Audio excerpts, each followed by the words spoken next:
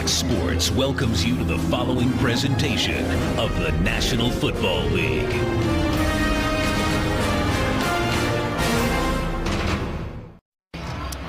Back in Detroit before we get started, downstairs to Goose. Coach, Monday night, Ford Field was electrified with this crowd noise. What are you expecting out of this crowd today? About the same thing. I think San Fran's expecting the same thing. They just deferred the kickoff. They don't want to go out there on offense right away with this crowd. All right, well, you're on defense, and you look like you have a smile on your face. Let's go. All right, good luck, Coach. Thanks. Back to you guys. All right, thanks, Goose. Jim Schwartz in his third season as Lions head coach. Lions have won their last 9 regular season games, 4 last year, 5-0 this season. And I think the San Francisco 49ers are very confident coming into this building and talking about the noise. They play in Seattle every season. They say Seattle is the loudest stadium in the NFL. They felt that last Monday night divisional game, first Monday night game in 10 years, this crowd was going to be electric. They're not expecting this crowd to be as loud as they were Monday night this afternoon. Well, Jim Schwartz broke the news.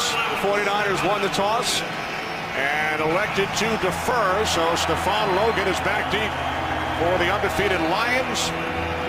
David Akers will get things started here in Detroit. Lions and Niners are underway. And Detroit, led by quarterback Matthew Stafford, will start from their own 20-yard line. And this is an offense that is built on explosive components. It's Calvin Johnson in the passing game. It's Javid Best in the running game. Had a breakout game against the Bears. They pulled no punches about it. Listen, we're not going to line up and play smash mouth football. That's not how this offense is built. We're a wide receiver tight end team.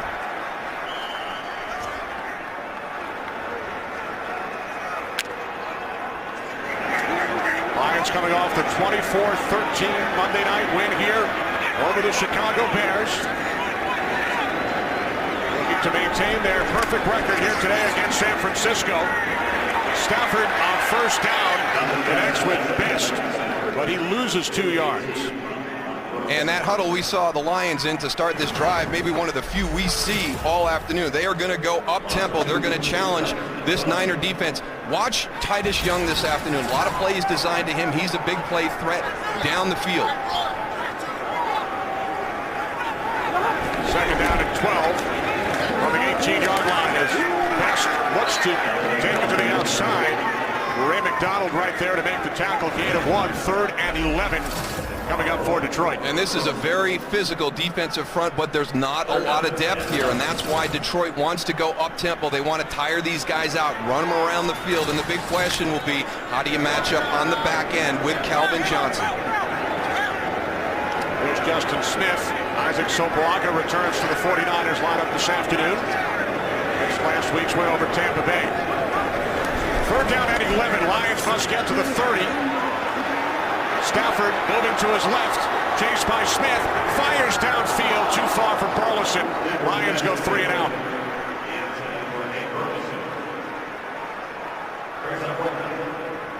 And it's going to be interesting to see how San Francisco changes this up during the course of the day. Look at everybody back in coverage. There's your bunch look. You've got 5 defenders there.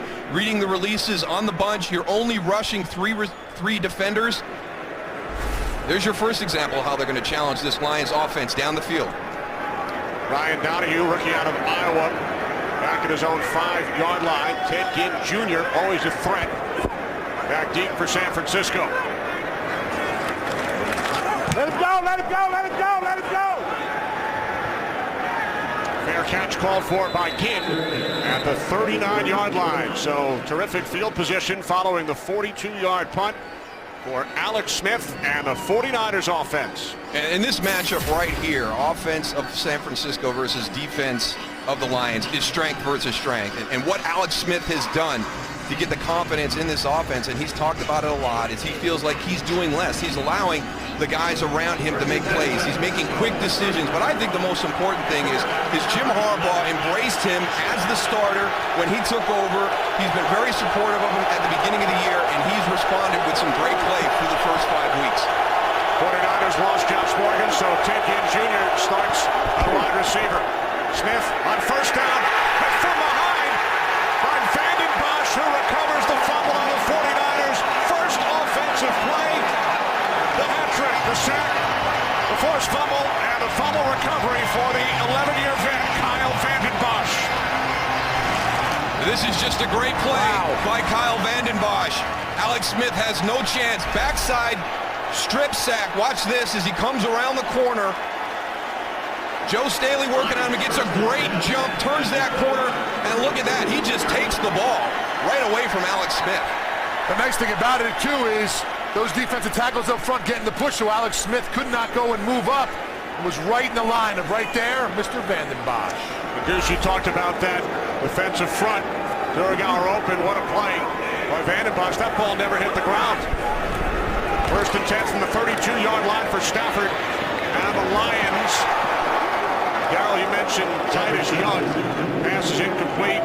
You expect to see a lot of Young today, the second-round pick out of Boise State. Yeah, we're going to have a roughing the passer on Personal Aldon foul. Smith. Roughing the passer, number 99 on the defense, going low of the quarterback's knees. 15-yard penalty, automatic. First down. Well, that's a rookie mistake right there by Aldon Smith. Watch, he comes through right there. He's stumbling, but at some point, you got to know that you're on the ground. You're going to go low on the quarterback. The official you see right behind him right there, Mike Carey, is going to throw that flag every time. You got to be smart. You can't go and do those little stupid mistakes there and cost your team 15. Smith, the big game last week, 2 sacks, NFL Rookie of the Week, with a costly penalty. First and 10 Lions from the San Francisco 17, more flags.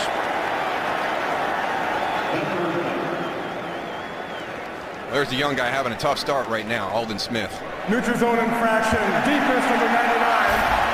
5-yard penalty. Still first down, 5 yards to go. We started this broadcast talking about the San Francisco 49ers being a team that does not make the mistakes that beats themselves, and they've started this game making critical mistakes. The turnover, now a couple of penalties on their defense, not being prepared for this environment. So Aldon Smith flagged twice from the 12. Stafford steps up. He's inside the 10, the 5, and finally tackled at the 3 by Deshaun Goldson, gain of 9. I don't know, Moose. Stafford better go and make sure he has that ball control. Yeah, I thought, you know what, Tony, it looked like it was going to come out right there at the end, but that's a component to Matthew Stafford's game we don't see a lot, but that was a nice run. Good decision, made it quick, got out there. Some good open field running by Matthew Stafford. Well, you're right, Darryl. Coming into this game, 5 carries this season for Stafford, no yards. He gained 9.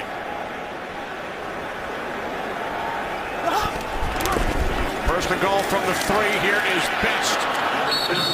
And he takes it down inside the 2. This 49ers defense, as you saw a moment ago, terrific in the red zone this season. In fact, they have not allowed a rushing touchdown over their first 5 games. Yeah, it's going to be difficult for the Detroit Lions to run into this front. They're not a real physical running team to begin with. They kind of rely on spreading the field and allowing Jahvid Best to find those seams.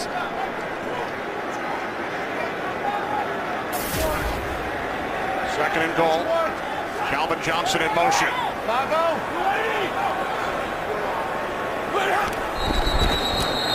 Play is blown dead. More flags. Ball start. Offense number 16. 5-yard penalty and still second down. Titus Young. All those young players down, a little excited.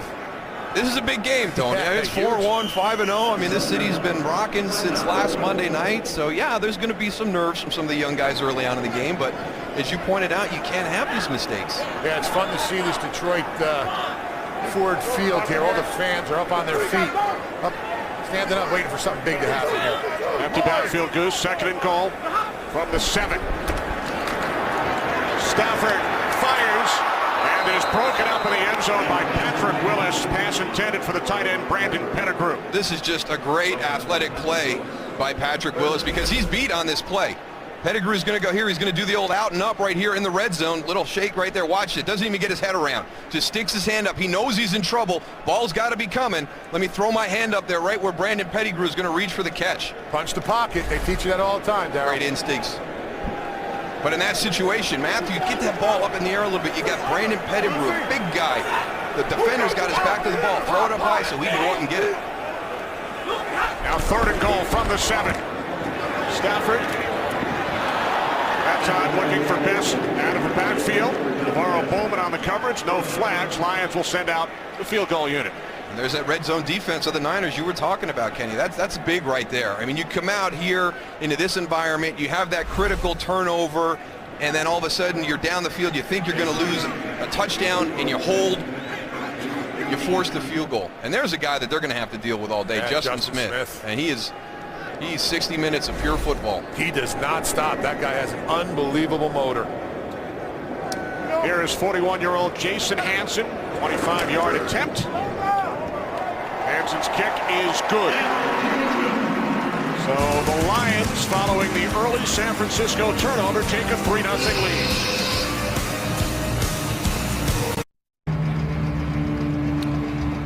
Lions take an early 3-0 lead. Both of these teams have been terrific as far as protecting the football this season.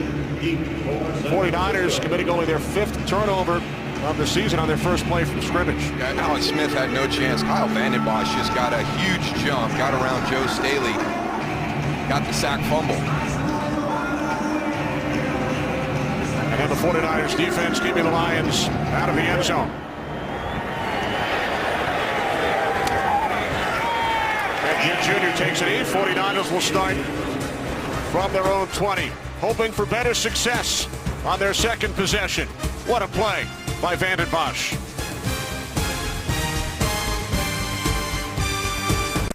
This game on Fox is sponsored by Bud Light, the official beer sponsor of the NFL. Here we go.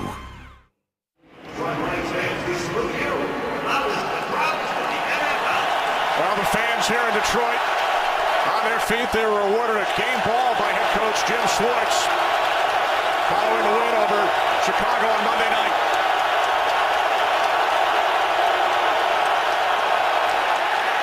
Trying to get another one right now, Kenny. Bears committed 9 false starts here on Monday. False start. Offense finished 46. 5-yard penalty. There's one. It's not only the noise level inside the stadium, but you're already watching these guys on film, and you know how quick they are. So you're already concerned about it from the start. And especially on the edges, you're the farthest ones removed from the quarterback. That's where the speed comes in, whether it's Cliff Averill or Kyle Vanden Bosch. You're already nervous about their speed getting up the field. It'd be interesting to talk to San Francisco after the game and still see if they think Seattle's the loudest stadium in the NFL. Wow.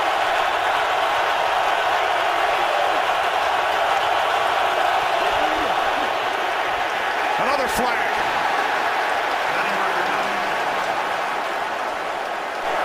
False start. Offense from the 76. 5-yard penalty. Anthony Davis.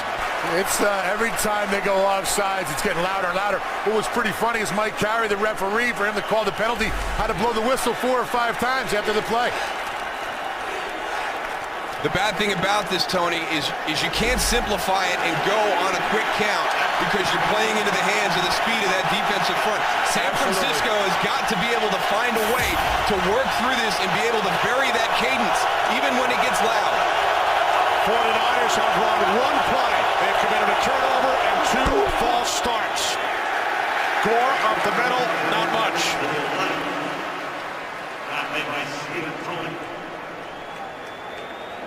This is a group that has gotten better and better every week, and you can see the offensive line and the running backs and the receivers all starting to kind of get a feel for how this offense is starting to click.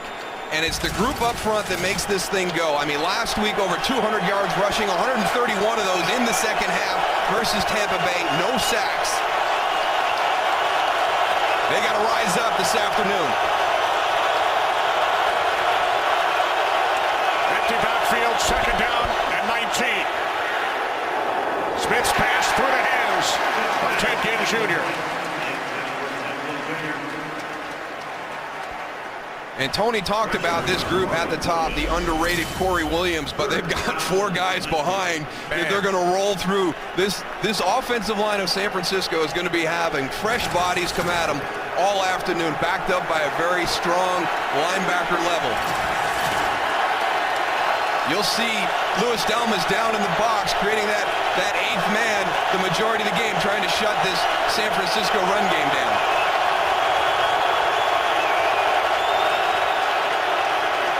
Smith on 3rd and 19, sets up the screen to Gore. Dives ahead to the 19-yard line. Gain of 8. 49ers forced to punt it away.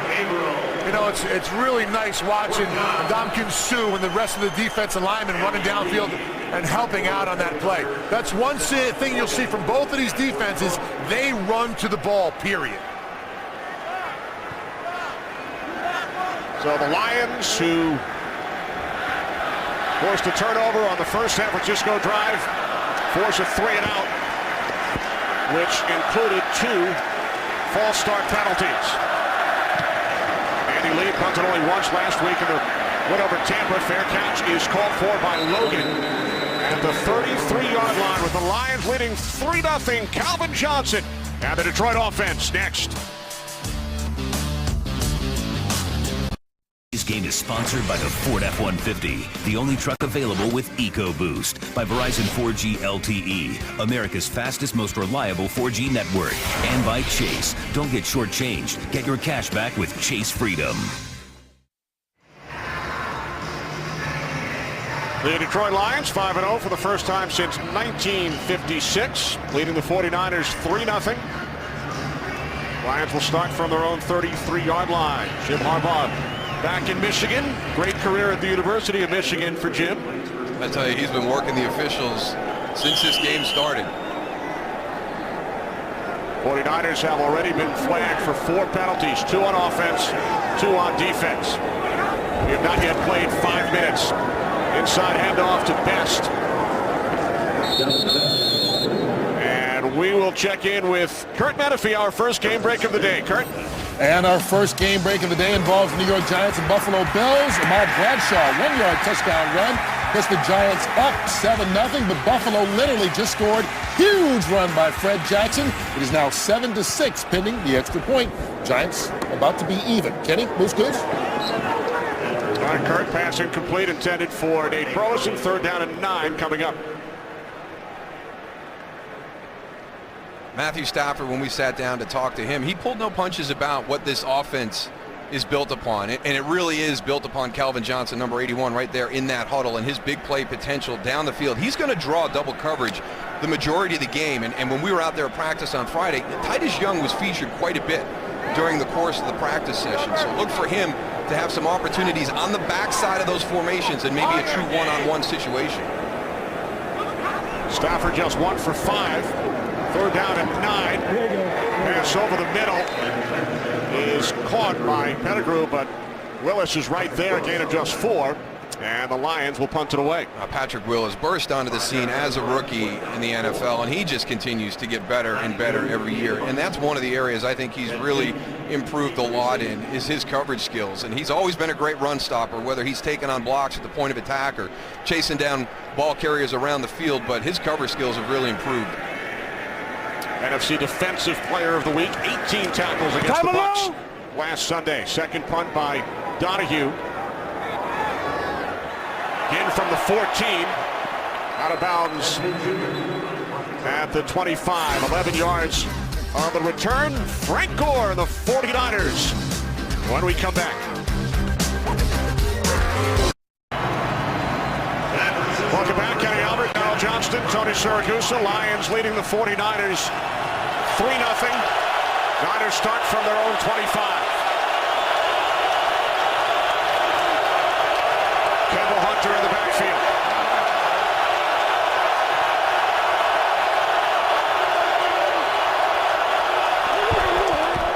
The toss to Hunter. Hunter forced out of bounds at the 24 by Louis Delmas. He loses a yard. One of the things you're going to want to try and do so you don't have to run at Ndamukong Suh and Corey Williams is try and get on those edges. And that's going to be a tough chore. I mean, they get a lot of penetration up front. All of a sudden, the running back is running a bubble, and the speed, Tony's talked about it, these guys run to the ball as well as anybody in the NFL.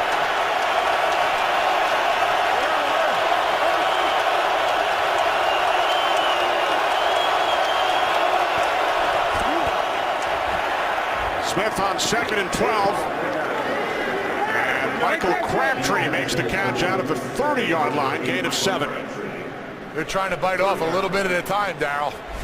Yeah, absolutely, Goose. You got to get something positive going right now. I mean, this offense has really struggled at the start of this game. You know, start with small steps and try and create something positive. Don't try and grab it all in one big play.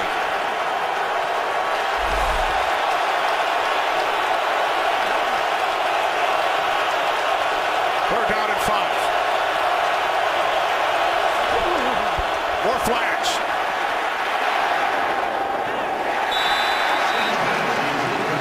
Pass intended for Ted Ginn Jr. Here's Mike Carey.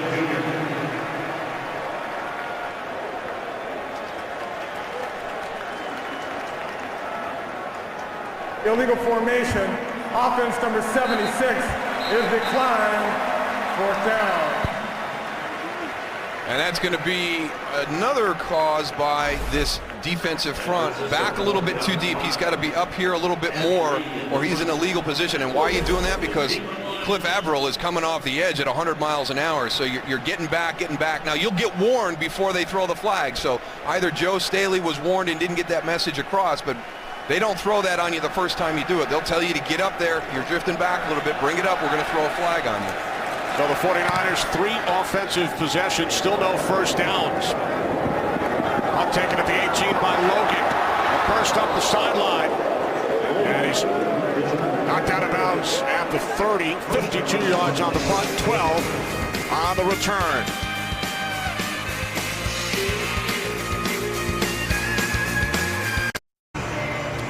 Well, Darryl, here you got the offensive line for the San Francisco 49ers trying to figure out, how do they slow down this defensive line for the Lions. They look a little confused over there for a minute. They look a little winded, too. Yeah, tired. Hard time communicating, too, with the noise. Now the Lions back in offense, Goose, leading 3-0. Pass from Stafford is gathered in by the tight end Pettigrew. Out at the 37-yard line, gain of 6. Lions without their second-string tight end, Tony Scheffler, suffered a concussion on Monday night in the game against the Bears. Matthew Stafford trying to continue this up-tempo offense, wear down this 49er defensive front that doesn't have a whole lot of depth.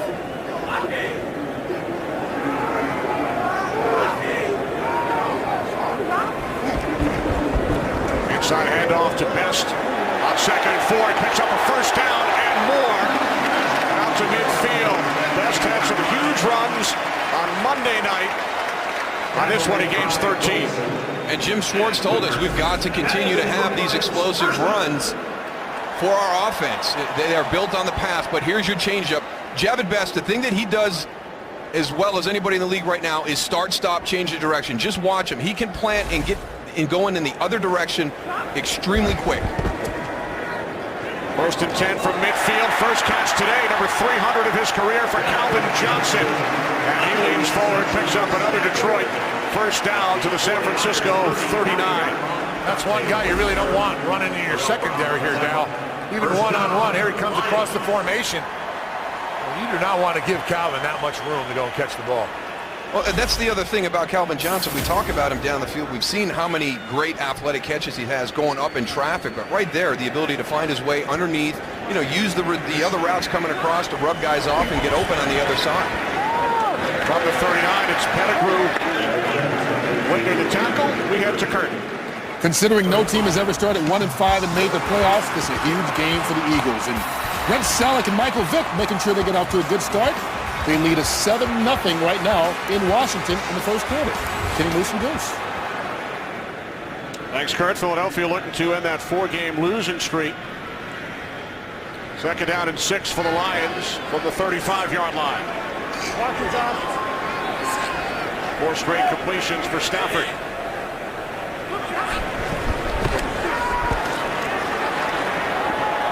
Arrogant out for Burleson. There is a flag.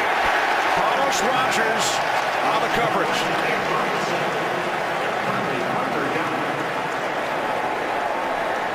This is going to be interesting to see how much contact there was there, because it looked like Carlos Rogers got his head around to find the flight of the ball, and a lot of times like that, they let them play physical on the outside. Pass interference. Defense number 22. From the spot of the foul, First down. Contact right there. He gets his head around. He's got more of the arm bar. I think if Carlos Rogers would have kept that left arm down, if he just ran stride for stride with Nate Burleson right there instead of throwing that left arm out, he would have been okay. But once you throw that arm out, that's one of the criteria for pass interference. He had pretty good coverage, though. Lions gain 19 yards on the penalty, the 5th against the 49ers this quarter. Stafford, end zone. Pettigrew slipped. I'll tell you what, if Pettigrew does not trip up there in the end zone, he is wide open in the corner. What a great pass by Stafford. That's your other guy that you have to worry about. Number 87 right there, releasing up the field. Matthew Stafford hangs in the pocket. Nice touch pass into the area. Here's Brandon Pettigrew. Good release. He's got Patrick Willis turned around on his back hip, and there's that stumble. But great location with the football by Matthew Stafford. 2nd and 10.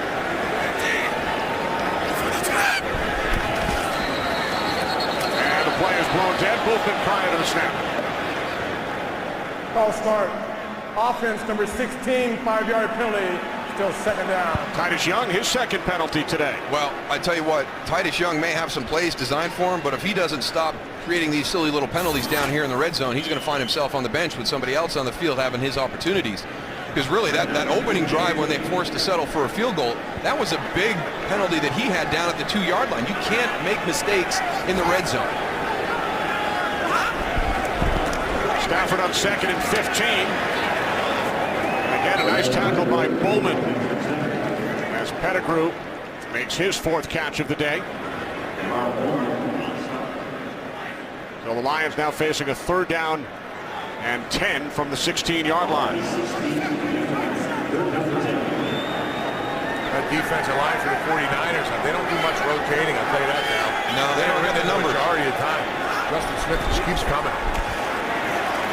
Stafford on 3rd and 10, fires, end zone, and Pettigrew had the ball stripped by Willis, and it is initially ruled an incompletion. Now the officials will get together, and they will talk about it. Well, I think we're going to be taking a look at this either way, because if they say incomplete, I'm sure you'll get a challenge, and if it's a touchdown, they're going to take a look at it anyways. It looks like when he was on the ground, I'm standing right under the goalpost, looked like the ball was already secured on top of him, and then it was swept away. Well, you got to go to the ground and complete the process of the catch, Tony. Right. And we all know, I mean, the rule really was emphasized. It is ruled a touchdown.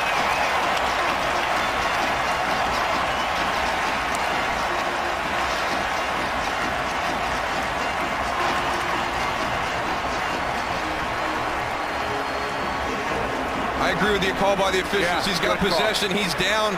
He's established the catch, gone to the ground with control, and then Patrick Willis will rip it out. Right there, it's a touchdown, and then Patrick Willis goes and rips it out. It's a little bit late on that.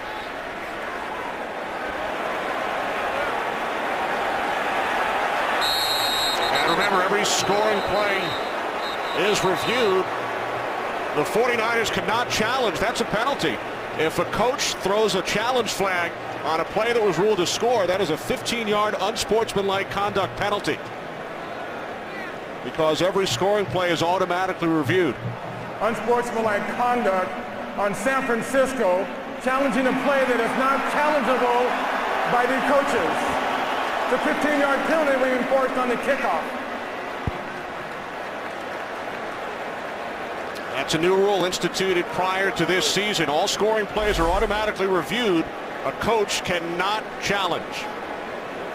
Jim Schwartz knew the rule.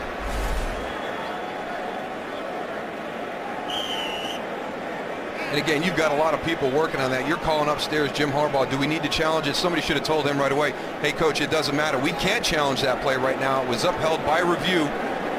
It's unchallengeable.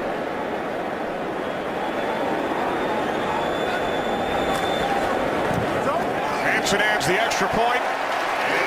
10-0 Detroit. Well, we know this rule all too well because of Kelvin Johnson last year in the opener in Chicago, when what I thought everybody felt was a touchdown catch. We were introduced to going to the ground and completing the process. And this is what Brandon Pettigrew does. The ball's going to come out, but it's going to come out after he's completed the process of the catch. Goes up, competes for the ball, has possession on the ground. Now the ball is stripped by Patrick Willis. Tell you what, great catch and great protection by Patrick Willis. And he does exactly what you're supposed to do, punch the pocket. We talked about that earlier. Just doesn't get the ball out. Pettigrew does a great job of bringing it down and keeping it and getting the score. And the big thing, Tony, is they've got Brandon Pettigrew and Calvin Johnson, working that red zone. Those are two big athletic receivers that are going to create matchup problems for San Francisco when they get down there.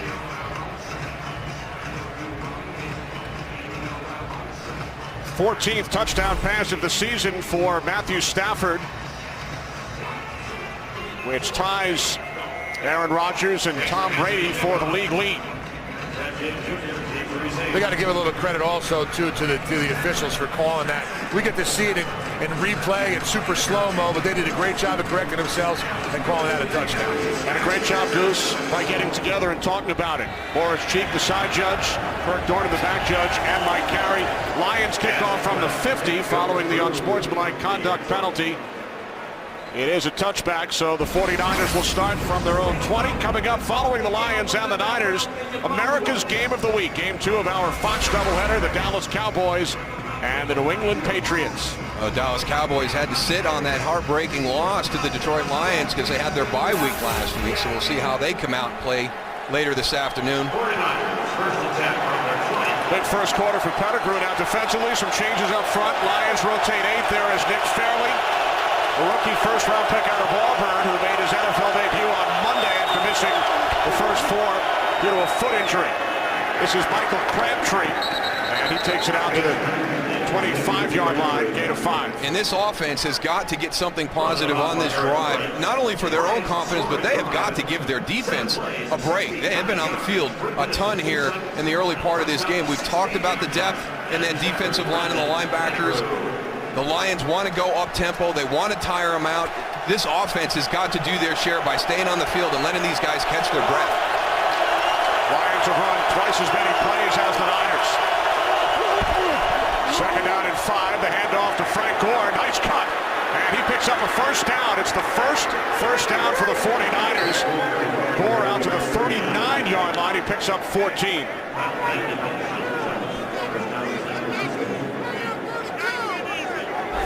Well, here's one of your players to watch that we had at the top for San Francisco. It's Frank Gore. Watch him press this side, keeps the play alive. Kyle Vanden Bosch gets a little bit flat as he pursues from the backside. That allows Frank Gore to be able to get outside on the edge. Yeah, one guy you don't want in your secondary is that guy right there, Frank Gore. Because he will run you over.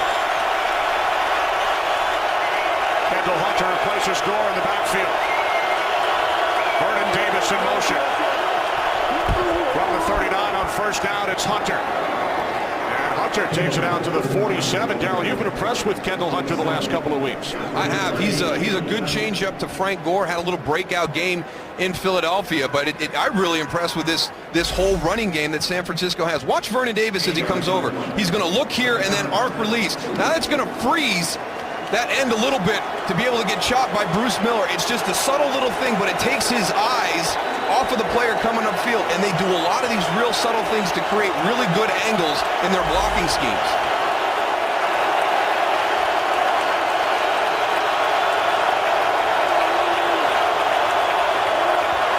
Second down and 2. More flags. Ball start. Offense from the 49. 5-yard penalty is still second down. Second time Miller has been flagged. It's the 3rd San Francisco false start. Looks like all the rookies in this game are at least getting one flag, Darryl. There goes your fullback, number 49. You watch him come across. Now, he cannot make any attempt towards the line of scrimmage. Right there, he's offsides. You've never done that, right, Darryl? I got caught once or twice, Bruce. He hasn't done it in the last decade, Tony.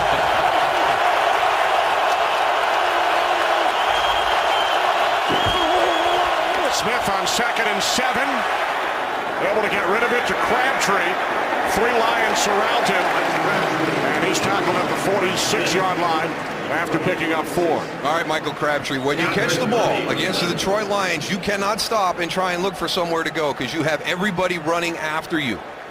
Just catch the ball, get north and south, get what you can. Huge third down right here for the 49ers to keep this drive going.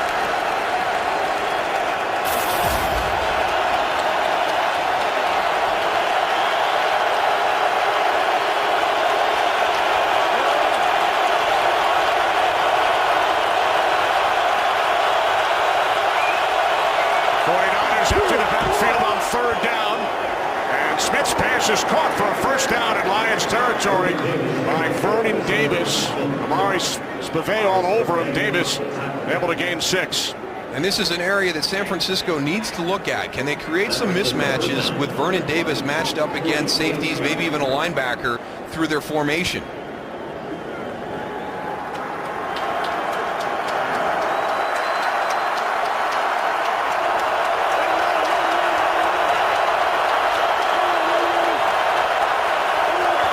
From the Detroit 48, Gore up the middle, first down and more, and Frank Gore is going to take it down inside the 2-yard line. Gore gains 46. This was the other way that they wanted to attack this front. They're going to try and get on the edge, or they were going to try and quick hit him right up the middle. Once you get this guy down inside, you've created a big hole. Wham that guy, get your other offensive lineman right up onto the linebackers right away. It's a play we saw very successfully run against the Philadelphia Eagles, and the Detroit Lions play a similar style of that wide 9 technique that Philadelphia plays. So there's one of the plays that was effective in Philadelphia, and it hits big again here in Detroit. Sopoaga in the backfield. First and goal from the 1. And it is taken close to the goal line by Dixon. Anthony Dixon, only his 4th carry of the season. 49ers had their nose tackle Isaac Sopoaga in the backfield, which we have seen earlier this year. Time has run down in the first quarter, with the Detroit Lions leading the San Francisco 49ers 10-0. To start the second quarter in Detroit, Lions lead 10-0. Second and goal for the 49ers from inside the 1. They send in Alex Boone, number 75, as an extra blocker. There's Gunther Cunningham, defensive coordinator. Split backs, Gore and Dixon.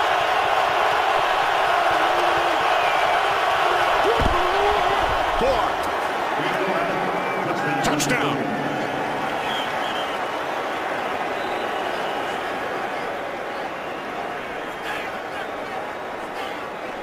We talked about at the top how feisty, how nasty, and Ndamukong Suh, love the way he plays the game. He plays to the whistle, he plays hard, physical, but Anthony Davis is not going to put up with it either. I mean, this is going to be a battle all day long. They're going to brawl, they're going to fight. But what Suh can't do is let Anthony Davis take him out of the game, because he's worried about Anthony Davis rather than Frank Gore, who had the ball. We talked about it at the top. We went through the lineups. This is strength versus strength. When it's San Francisco's offensive line versus Detroit's defensive line, it is going to be fun to watch all afternoon. Akers adds the extra point. 4th touchdown of the season. Frank Gore, 49ers, pull to within 3.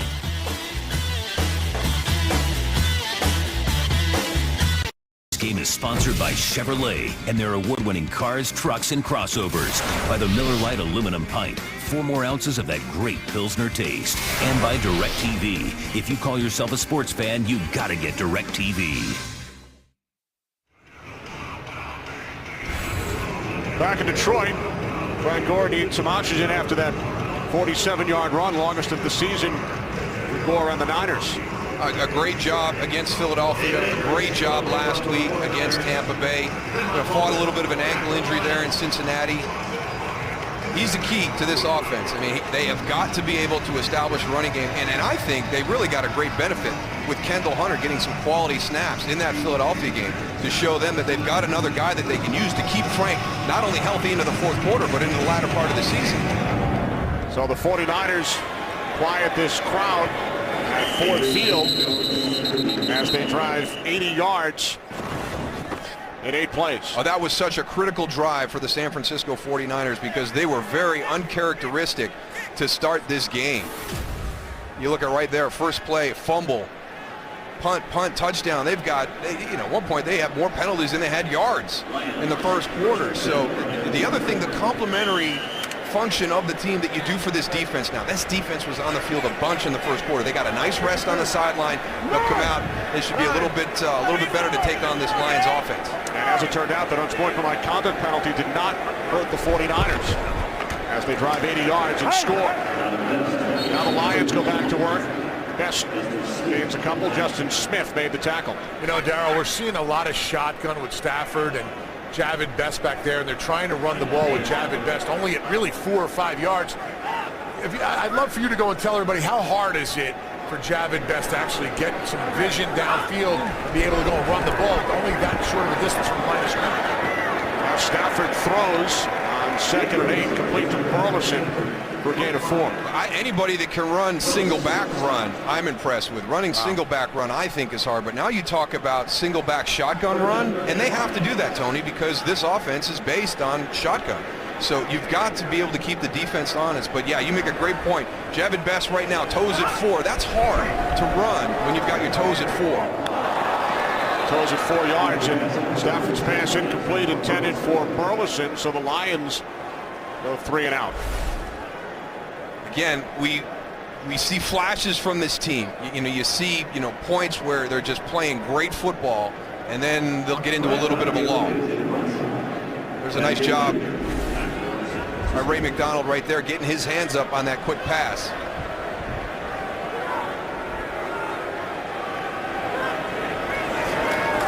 Donahue puts in from his own 15-yard line. That's a great punt. Angled towards the sideline. Keeps it out of the hands of Ted Ginn Jr. Out of bounds at the 31. 44-yard punt by Donahue. No return. 49ers down by just 3.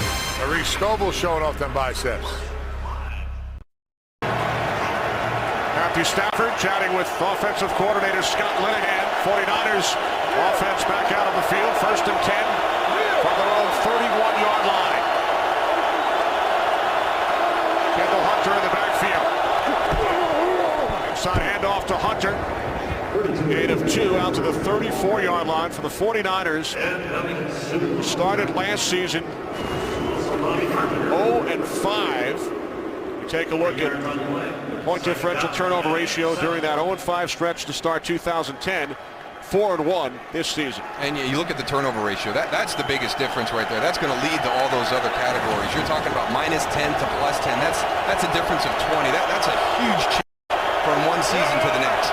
The first 4-1 start since 2002. That was also the 49ers' last winning season and their last playoff appearance. Pass by Smith, bounces away from Gore. 3rd and 7 coming up. Got to make those catches. You just got to keep getting positive yards.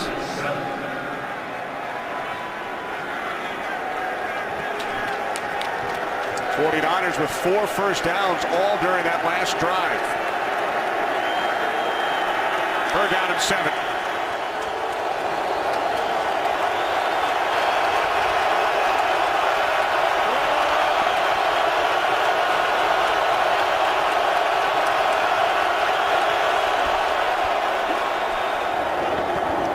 To the outside. Catch is made by Crabtree. Chris Houston made the tackle. It will depend on the spot.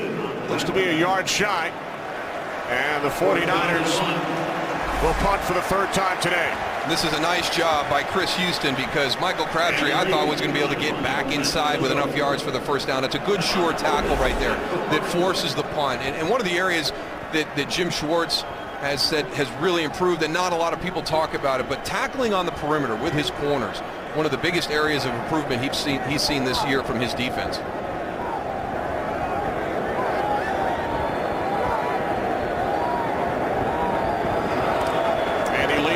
from his own 30-yard line.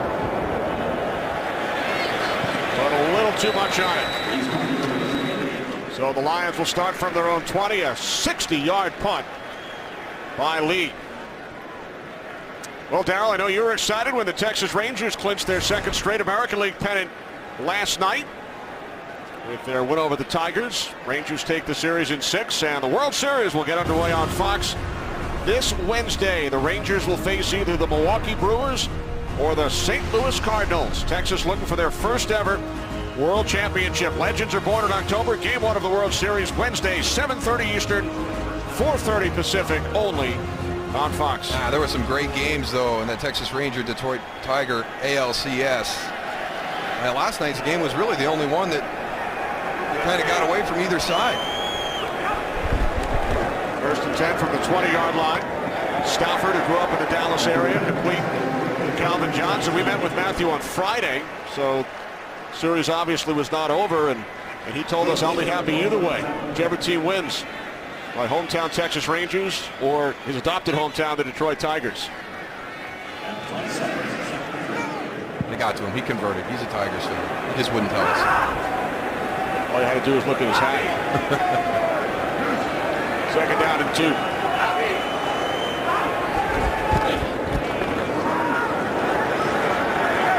Maurice Morris stopped a yard shy as we check in once again with Kurt.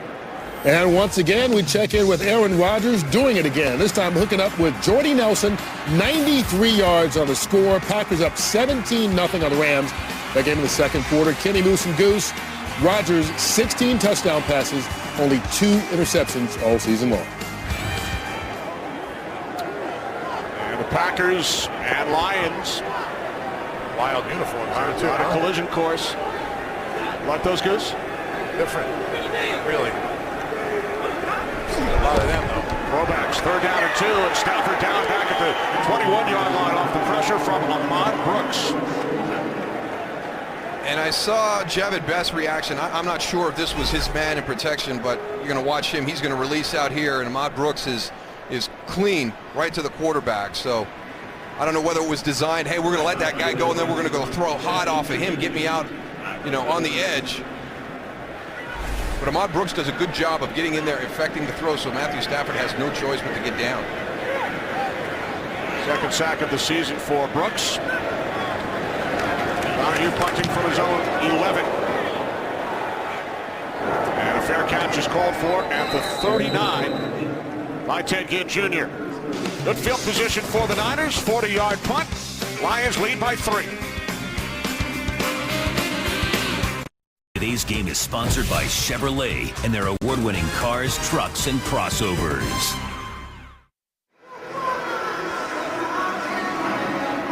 Back in Detroit, Lions lead the 49ers 10-7.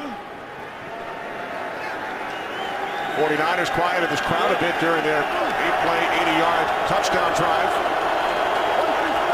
San Francisco starting from their own 39. Out through the backfield. Smith looked to throw on first down, and the catch is made by Michael Crabtree. Crabtree, his 5th catch today. He's been featured with Josh Morgan out with the broken ankle suffered last week. Well, he's working the underneath part of these routes, and Alex Smith is doing a great job of making quick decisions and getting the ball out fast. He knows how much pressure that front can generate. So take what's there. It's just a little shallow cross right there. You're pushing Vernon Davis down the field to open it up a little bit. Don't hold it and wait for something big to happen. Take what the defense gives you. Crabtree picked up 10 out of San Francisco, first down. For the long back from the 49. Smith downfield, Crabtree, and it is broken up by Chris Houston. No flags. Those are the opportunities you're looking for. True one-on-one coverage to the outside. The safety's not going to be able to get there in time. Michael Crabtree's got to be able to get up and make that catch. Don't continue to run. Stop, elevate, and make that catch.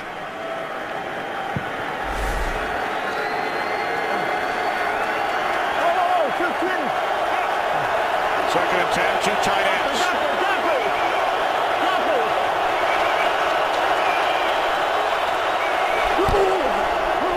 Inside handoff to Gore. into Lions territory to the Detroit 48. Your gains 3.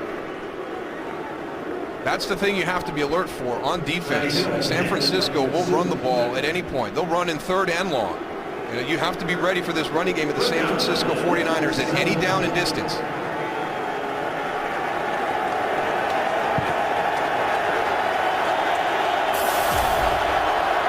We're down to 7. 3 wide receivers. Crabtree in the slot.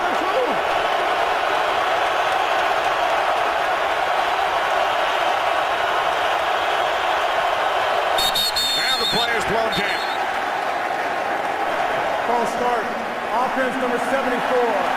5-yard penalty is to third down. That's the left tackle, Joe Staley. Grew up about 2 hours from Detroit, Grand Rapids. 4th San Francisco false start. Well, you've got the pressure coming into your face and everything, so that makes it even harder. You got the crowd noise. You're out there at left tackle. 3 guys running straight at you. Jim Harbaugh felt like somebody else moved. 3rd down and 12.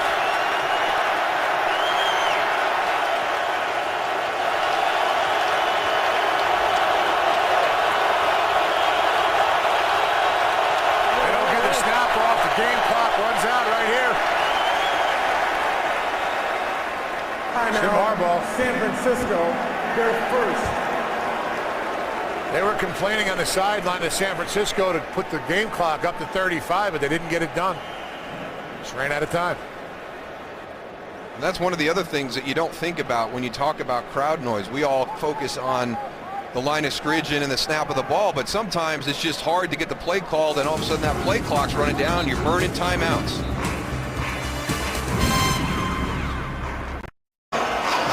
'49ers facing a 3rd down and 12 following the timeout, trailing the Lions by 3. Well, like you said earlier, Gal, you don't know. Even though it's 3rd and 12, you don't know if it's going to be a pass because this team will run in this situation.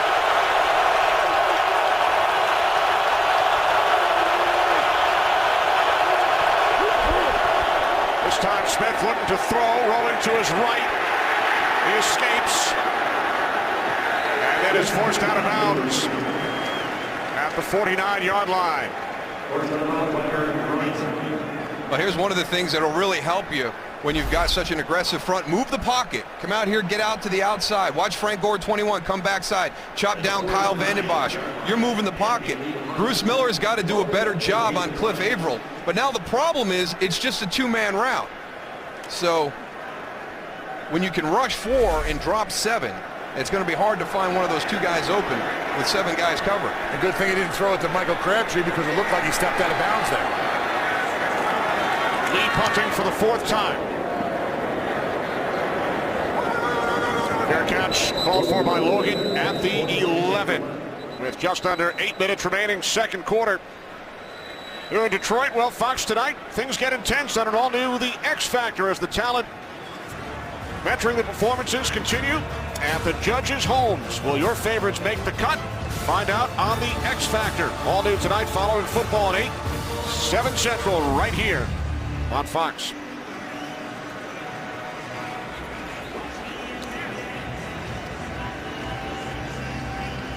Long field for the Lions. They start from their own 11. Lions led 10-0 after 1. 49ers scored on the first play of the 2nd quarter. Tight end Will Heller in as the fullback. As Stafford is looking for Calvin Johnson, did a 360.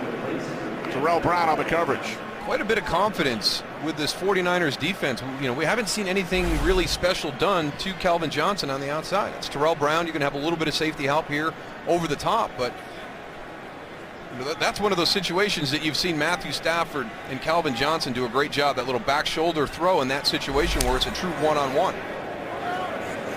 Johnson with only 2 catches so far today.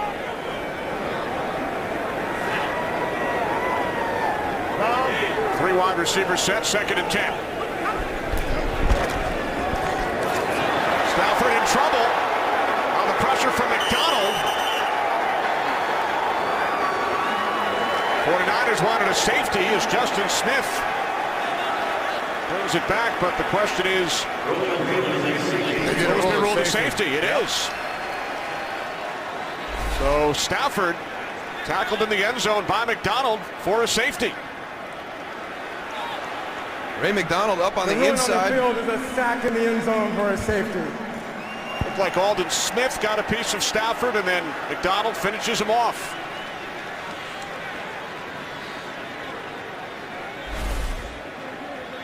Ray McDonald do it when he got there.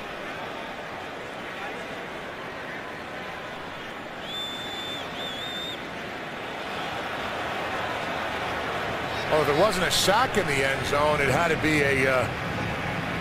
There was no one in the vicinity when they threw the ball out, so it'd be intentional grounding. Ray McDonald here, Aldon Smith here on your pressure. So Mike Carey checking his pager.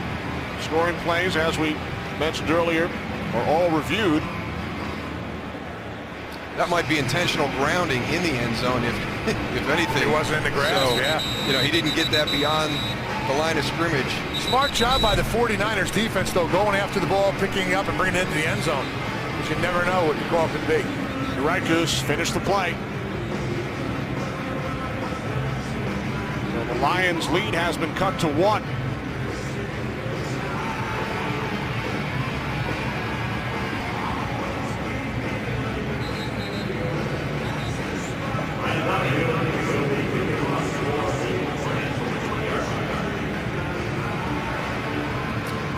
Took a look at it upstairs, and call on the field of safety has been confirmed. I'll tell you, San Francisco has done a great job weathering the storm here at the beginning of this game. This stadium was electric. The Lions came out flying, and they're in that lull right now. They're in that time where things just don't click for them. They've had them in every game this season. Detroit, their first, a 30-second timeout. So the Lions use a timeout prior to the free kick. Yeah. Jim Schwartz wondering if Mike Carey received word from upstairs via the buzzer following the safety. And we saw him with the pager taking a look at it, and I don't think Jim Schwartz saw that. Now remember, Jim cannot challenge. You learned that lesson earlier when Jim Harbaugh was called for unsportsmanlike conduct after throwing the red flag, challenging the scoring play.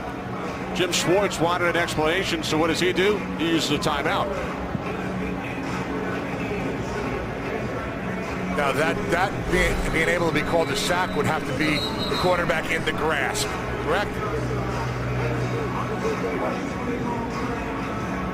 It's one of those things you don't think about it, Goose. You only think about the touchdowns and everything, but every scoring play is going to be reviewed, and that includes the safety as well. And Jim Schwartz came over to Mike Carey just to make sure he got buzzed down from up above that the call on the field stood. It would be a lot easier if they did have like a big red light somewhere in the stadium, so everybody would be able to see it, that it was being confirmed. We can get that put in next year, Darryl. Make a call, will you?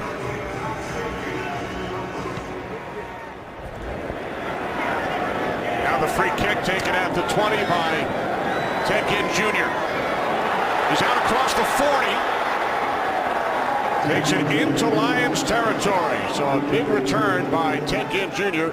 of 32 yards. And just to clean up the last play, the safety and the booth review, we'll bring in our NFL rules analyst, Mike Pereira.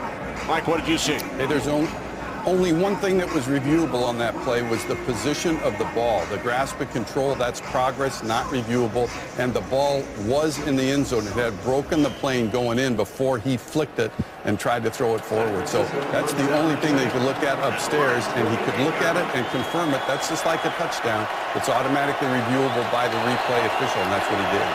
Thanks, Mike. And we saw Mike Carey as he checked his buzzer, received word from upstairs. It's now a one-point game as Smith and the 49ers start from the Lions 48. Here's Kendall Hunter, wrapped up by DeAndre Levy as he falls forward to the 44-yard line, a gain of 4. And with a little bit of help from Anthony Davis, so good hustle by Anthony Davis, getting downfield, pushing that pile for Kendall Hunter. And again, I think what happened in Philadelphia is great for this team. Frank Gore had the bad ankle. Kendall Hunter took the majority of the snaps in the first half. Frank came in the second half. They found out a lot about Kendall Hunter that day. And that's going to serve the Niners offense well down the stretch this season. It'll keep Frank Gore healthy. Second down and 6.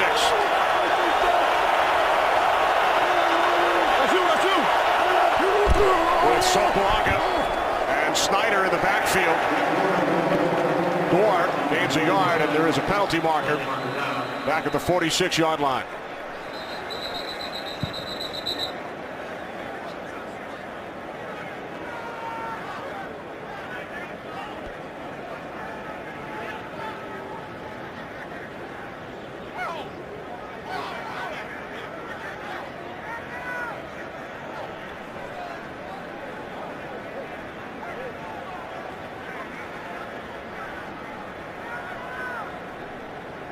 Both sides, neither one of these lines are going to back down from each other. Detroit's defensive line, San Francisco's offensive line, they're all nasty. They are.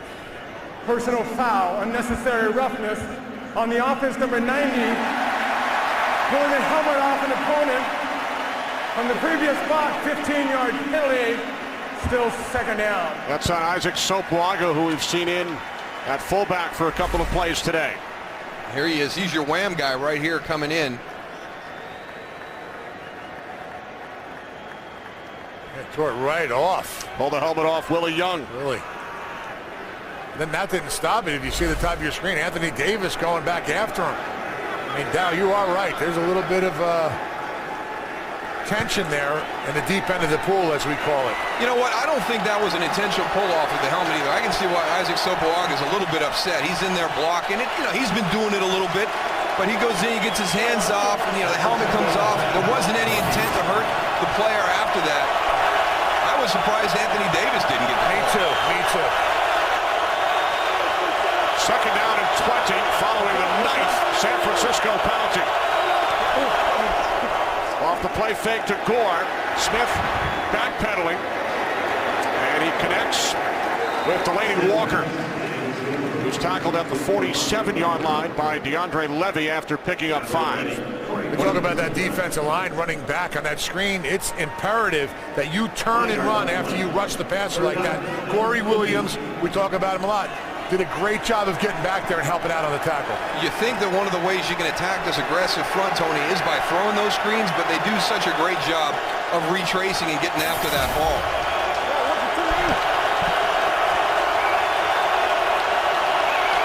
Third down and 15.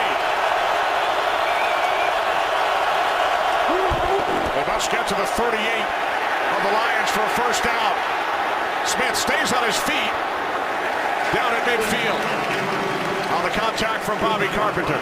Alex Smith does a good job with all the pressure in his face to keep it on his feet, but the Lions are relentless in coming after him. You know, I think this is one of the things, too. He continues to move forward, and he's going to run with the ball at the end. At no point do I think Alex Smith wants to pull up, like right here. Okay, I got my balance. I'm going to pull up, and I'm going to try and find a guy downfield because he knows that everybody that's behind him is coming after him. Again, some of those smart style of play that he's implemented this season to reduce the turnovers.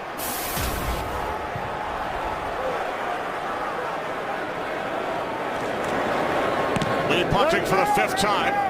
End over end kick.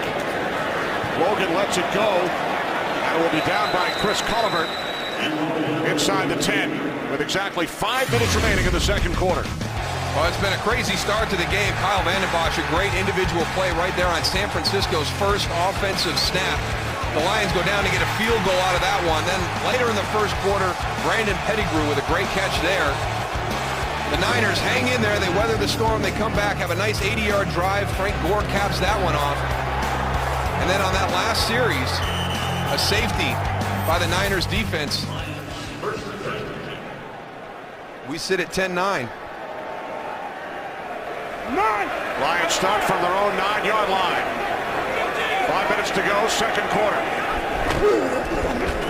Side handoff to Best, who grew up in the Bay Area. He was a Raiders fan, not like the 49ers, getting the opportunity to play against San Francisco today following his 163-yard career high against Chicago on Monday night. I mean, just explosive runs by Javid Best against the Bears. 88 yards, 43 yards. If he hits the seam and you don't have your gap's controlled on the defensive side, he can score from any point on this field. He's going to outrun anybody. Second down and 8, empty backfield as Stafford fires. Oh, what a catch. Titus Young, we've been talking about him out at the 24-yard line. Gain of 14, his first reception today. Well, that's a nice catch and almost an interception. Look at Ahmad Brooks dropping out right there. It just goes over his hand. He's really frustrated, just misses it. Great concentration by Titus Young to go up and get that. Nice job by Matthew Stafford also standing in there. That pressure right in his face and got the ball off. From the 24, Stafford sidearm over the middle. And the catch is made out of the 31-yard line by Pettigrew. There is a flag.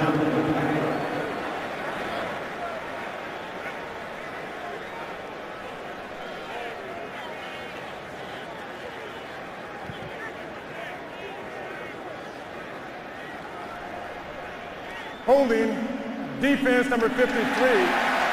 5-yard penalty from the previous spot. Automatic. First down. That's on Navarro Bowman, the 10th San Francisco penalty.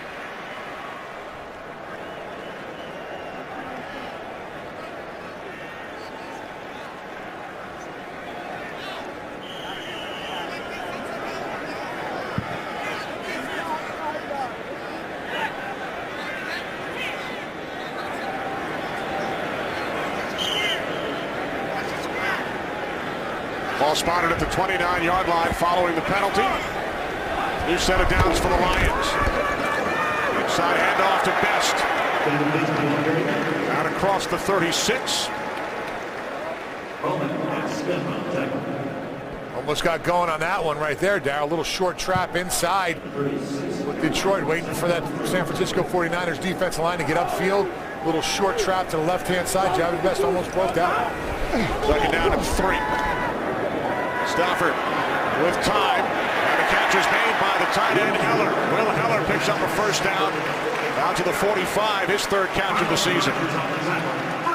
Matthew Stafford doing a good job on this drive right now, moving the ball around, getting everybody involved. We've seen Will Heller, Titus Young on this one. You get your concentration and your focus on Kelvin Johnson down here. You've got to work your other players. 11 completions for Stafford to 6 different receivers.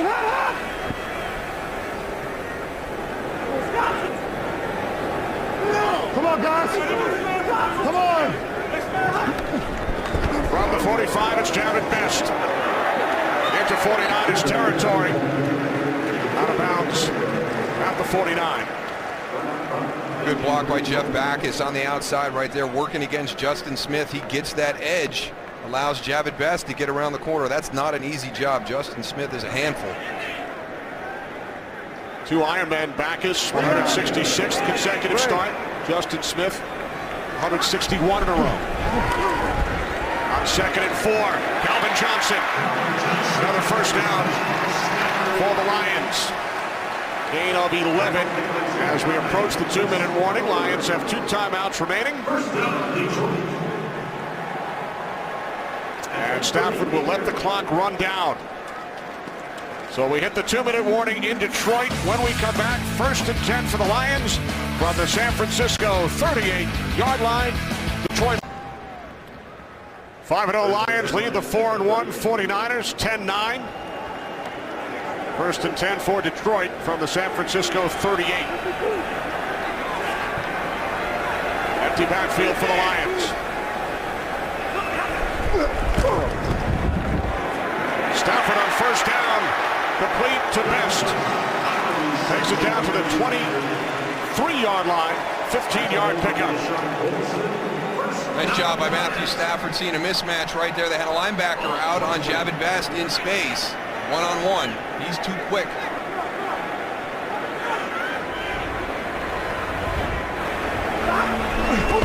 From the 23. Nearly picked off. Aldon Smith cannot believe it. Unable to hold on. That would have been a big play right there. Yeah, one thing he's doing is he's not throwing over. It's almost like a sidearm throw, huh, Darryl? Yeah, and I don't know who he was trying to fit that into, because Carlos Rogers was right there in coverage as well. Got away with one right there.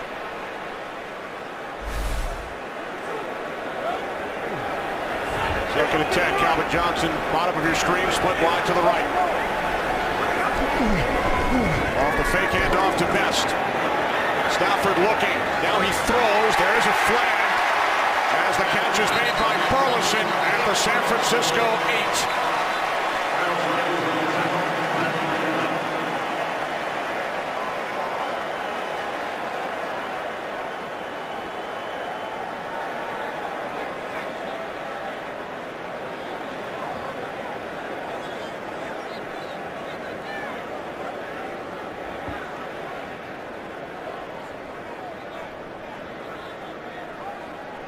Make sure you got this one right, because this is a big play by Nate Burleson right there on Carlos Rogers. Get him down inside the 10-yard line.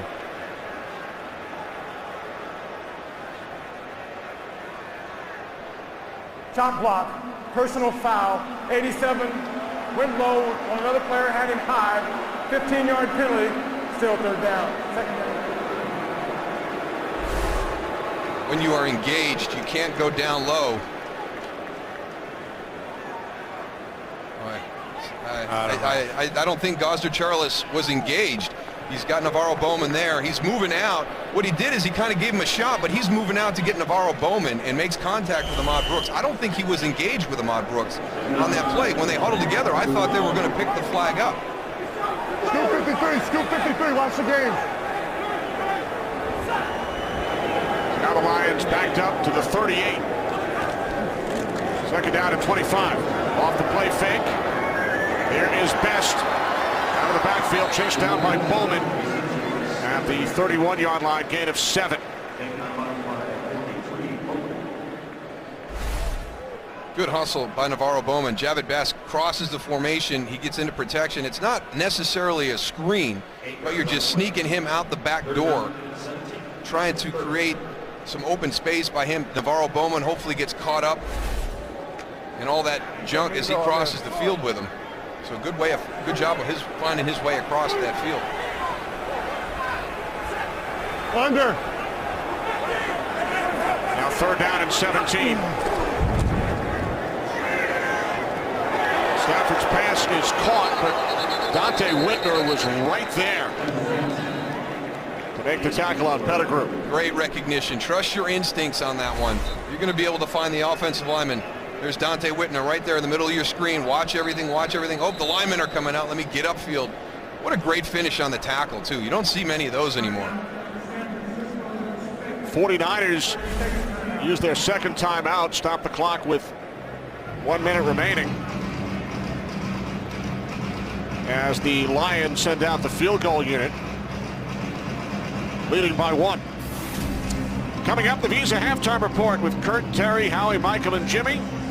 Giants taking on the Bills. Steelers all over the Jaguars. They'll have highlights, and the Fox Sports ticker will bring you all the latest stats. Visa halftime report coming up next. Terrific feature on these teams, these young head coaches, on our pregame show, Jim Schwartz and Jim Harbaugh. Yeah, a lot of discussion in the pregame show about this game. Jimmy Johnson had some interesting comments about them, and Howie Long, I liked his statement.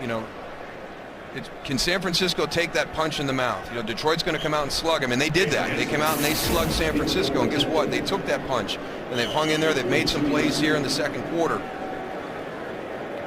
This will be a 52-yard attempt. Hansen is 3 for 3 from 50-plus this year. He's the NFL's all-time leader with 48 successful field goals from 50 or more yards out. So Hansen from 52, and this one is wide to the right. San Francisco is going to get a good spot on this now because it goes from the spot of the kick.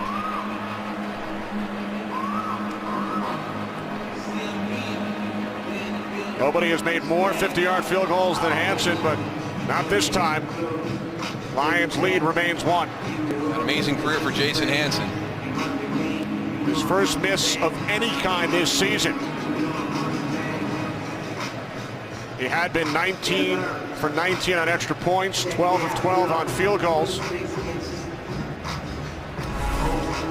So Jason Hansen, who was drafted way back in 1992. He's played for 8 head coaches here in Detroit.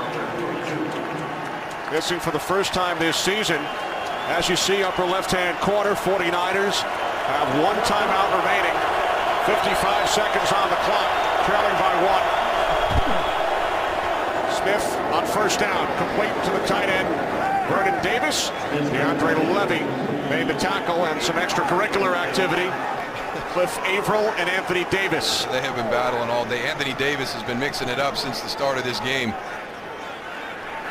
Michael Crabtree did this earlier in the game, and Vernon Davis does it there. Catch the ball and get north and south against his defense. They're all coming after you. Under a half minute remaining. Smith fires, and the catch is made by Ted Ginn Jr. Mars Bavay made the tackle at the Lions 39, 18-yard pass play. 10 seconds remaining. As Smith will stop the clock. There is a flag. 8 seconds remaining. As the officials once again conference. We're inside 10 seconds, Kenny.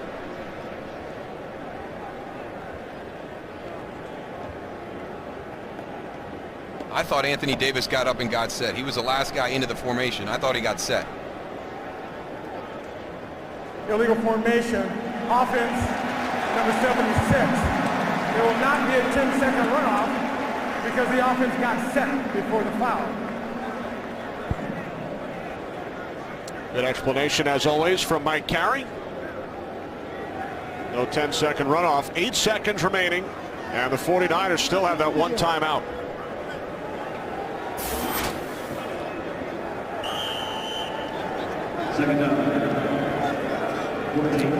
So 11 San Francisco penalties. That is the 7th called against their offense.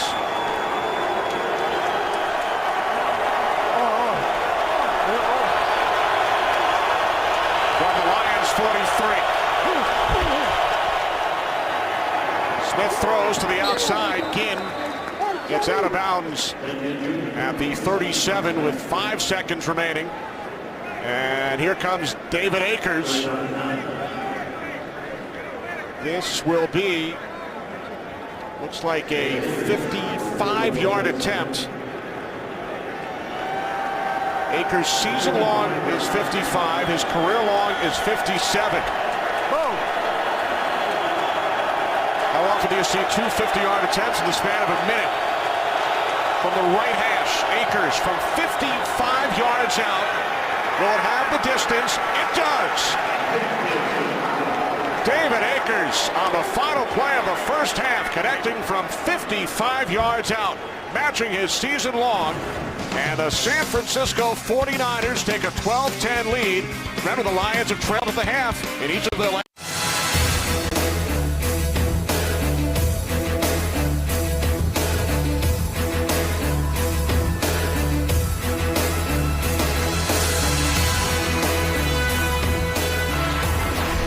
Two teams with a combined record of 9-1. Kenny Albert, Darryl Johnston back in Detroit. Lions led 10-0 after one. San Francisco scores all 12 points in the second quarter. So now the Lions find themselves in a very familiar position. They've trailed at the half in each of their last 3 games. One of the things we talked about, at times during the course of this season, they showed some really, really good football. The second quarter was not anything to do with good football for the Detroit Lions, but they're only down by 2. They've been struggling the last couple of weeks coming into to the games in the first half, have bounced back in the second half. Really what this game boils down to is efficiency versus explosive capabilities. Neither one of those was on display in the first half. San Francisco, which usually doesn't beat themselves, had a ton of penalties.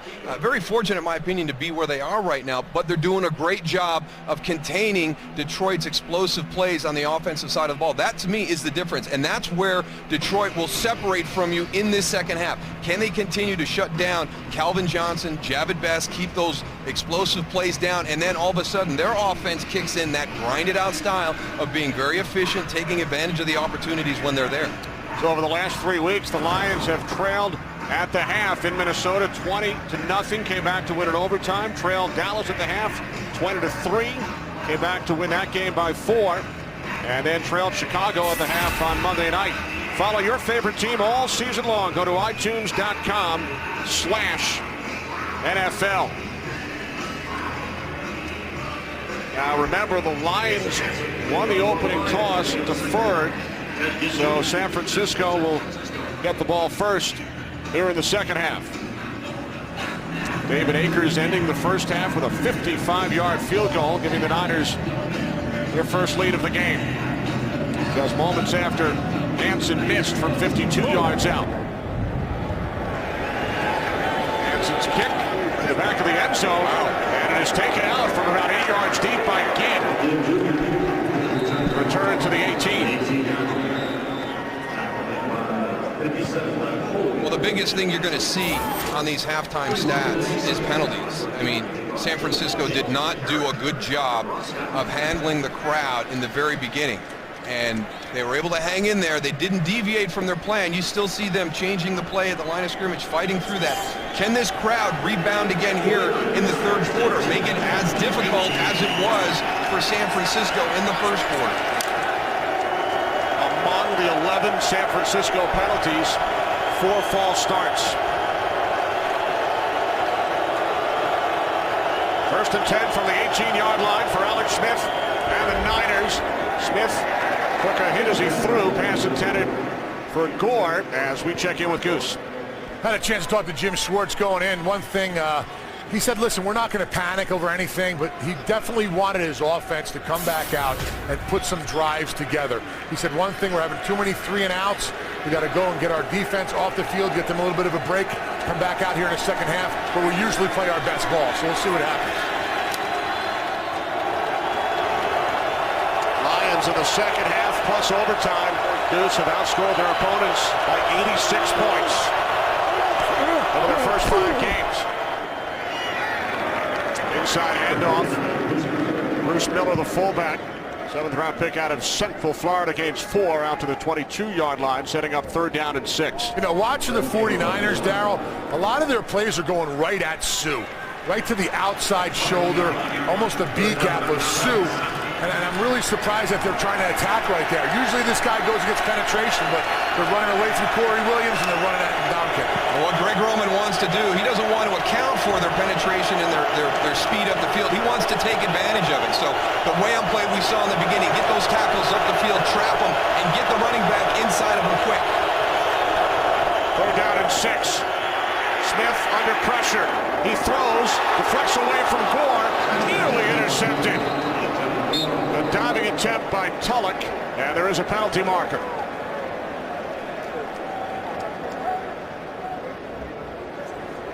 Holding. Offense number 68 is declined. 4th down. Adam Snyder, the guilty Niner. Penalty is declined. 49ers will punt. Well, Snyder does a good job right here as setting, but then he watch here at the end. No, I really didn't see much, huh? No, what he expected, Tony, he expected the ball to be out. So again, Ndamukong Suh is going to play to the whistle, and you have to play to the whistle. And what he did is he played till he thought the ball was out, and it wasn't. Little change up in the punt protection here by the Niners. Yeah, big spread. Lee punting from his own 12. Comes to Logan at the 28. Logan takes it up the middle, out across the 40, 13 yards on the return. 52-yard punt. Good field position for Matthew Stafford. Today's game on Fox is sponsored by Southwest Airlines. Find our fares online only at southwest.com. By End Time, October 28th, only in theaters. By Geico. 15 minutes could save you 15% or more on car insurance. And by Bud Light, the official beer sponsor of the NFL. Here we go. Detroit Lions took a 10-0 lead in the first quarter. They now trail 12-10. Calvin Johnson came into this game with 9 touchdown receptions over the first 5 games. 3 catches so far today. 2 tight ends for the Lions. They start from their own 40. The handoff to Best. Up the middle, gain of 1. Let's see home in the tackle. Goose. Let's see what Detroit does here right now. They're still staying in the no huddle, the kind of the hurry up mode. I'm not a fan of this. I think their plan is good. They want to challenge the depth of San Francisco, but I mean, right now, it's not like you're really pressing them. There's time to recover for the defense. I'd come out and try something different here in the third quarter. Let's huddle up and run plays. Stafford on 2nd and 8, just able to get rid of it, and Best with a big gain into 49ers territory. Down to the San Francisco 38 as Javid Best gains 21. Matthew Stafford does a nice job hanging in there. There's Javid Best in the slot. Hangs in there long enough with Patrick Willis coming in his face to get it to him. And then it's just bad angles by the 49ers. They've got 2 players around Javid Best. They both take bad angles. He's able to elude both of them and extend the play.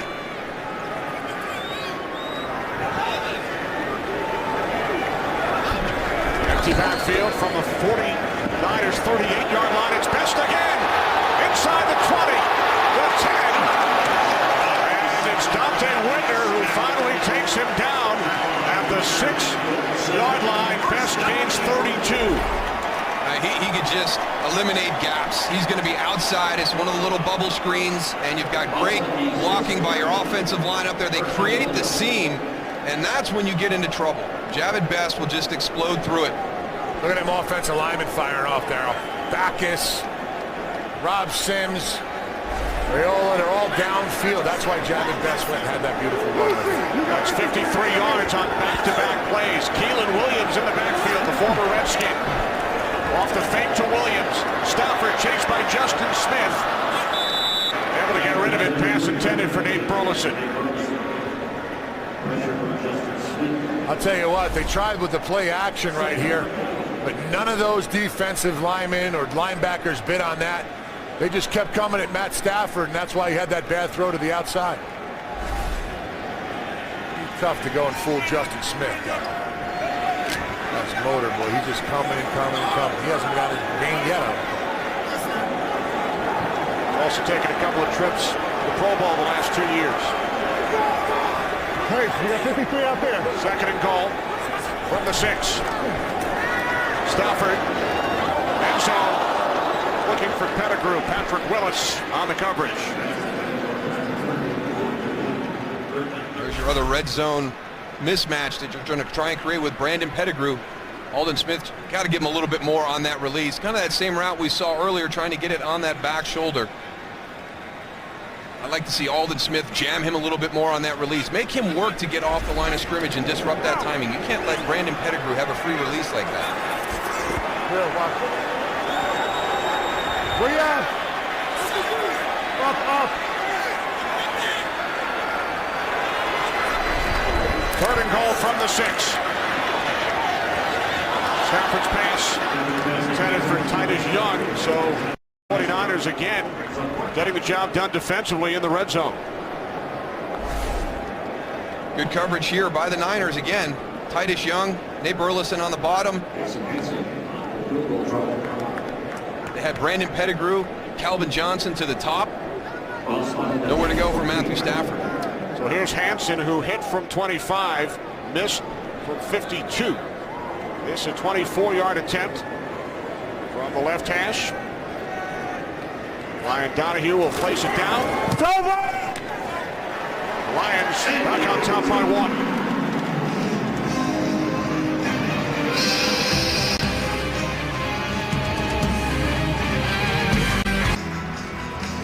Jason Hansen, the only Detroit Lion remaining from their last playoff team back in 1999. His 2nd field goal has given the Lions a 1-point lead. He's had a fantastic career here for the Detroit Lions. Last week, 300 games for a single franchise. First in history to play in 300 games with one team. Today, number 301. It's about twice as many as I played. That's unbelievable.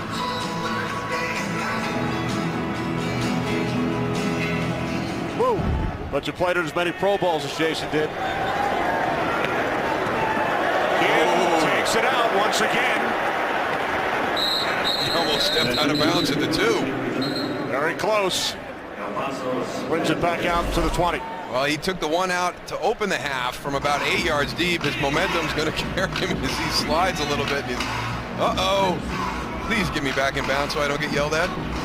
Slipping and sliding. Well, coming up this Wednesday, it's Game 1 of the World Series. The Texas Rangers will take on the winner of the National League Championship Series between the Milwaukee Brewers and the St. Louis Cardinals. It all gets underway 7:30 Eastern, 4:30 Pacific this Wednesday on Fox with Joe Buck and Tim McCarver.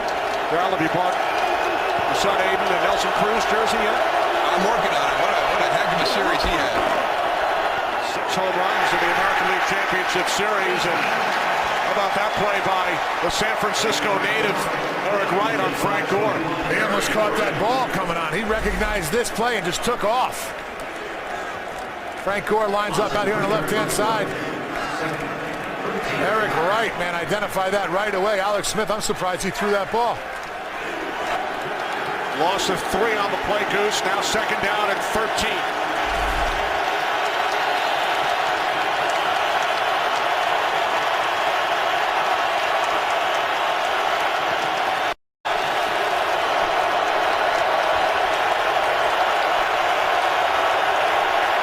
Forced to call timeout.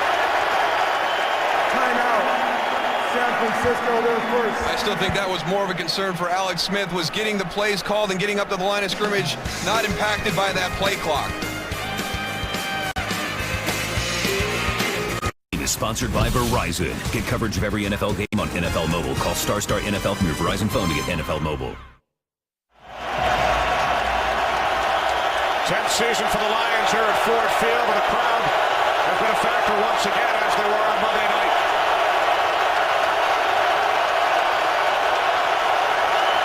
Second down and 13 following the San Francisco timeout. More flags.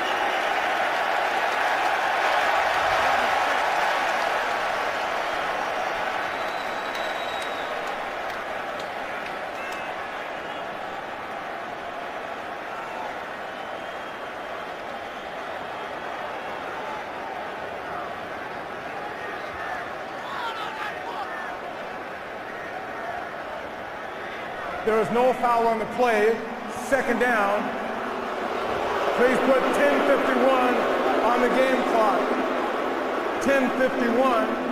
Thank you. That's interesting.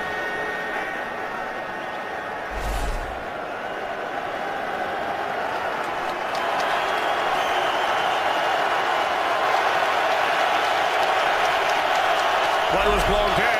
Officials got together. Pick up the flag. Second down and 13 again.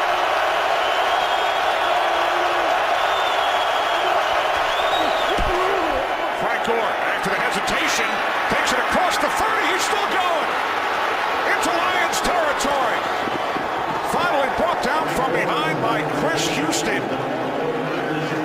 And there is a flag at the end of the play. That is the same exact play that they scored on in the first half.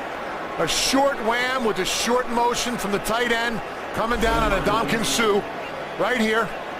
Coming down, boom, hitting Sue. Right there, good block by Delaney Walker. And there goes Frank Gore. 55 yards and then a flag. On the tackle, personal foul, horse collar, defense, 15 yards. Half the distance to the goal. First down. The horse collar, you grab the back of the jersey and you pull to the ground. Now, I understand where the horse collar came from. I watched Musa Smith have his leg broke. I've seen a lot of guys get injured by a horse collar tackle, and I think they have become too liberal with this rule. Yes, he did have the jersey and he did pull him down, but he was not even on the ground. The other rule was you pull the guy down and you slide underneath him. I don't agree with that call. I think they've become much too liberal with the definition of a horse collar tackle. So add on 15 yards to the 55-yard run by Frank Gore.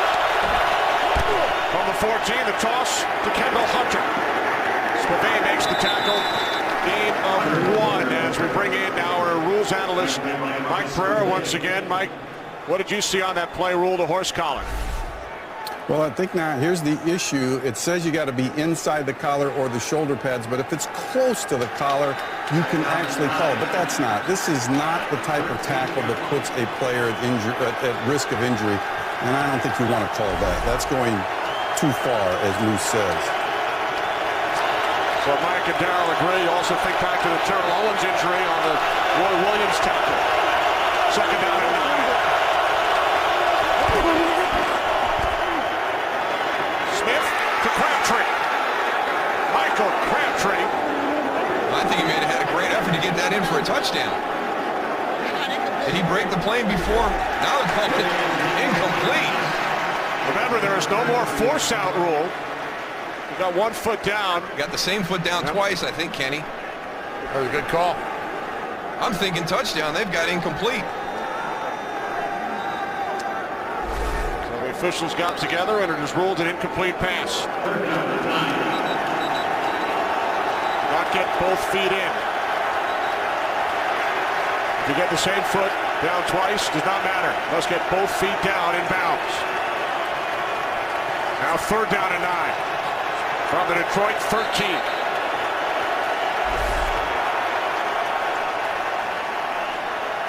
Take a look. Crabtree gets the left foot down. Left foot down again. Great job by the officials on this one. The ruling on the field is an incomplete pass. It's being challenged by San Francisco. So Jim Harbaugh challenging the play, but this will not be ruled a legal catch by Crabtree. Got the left foot down twice. Right foot never came down in bounds.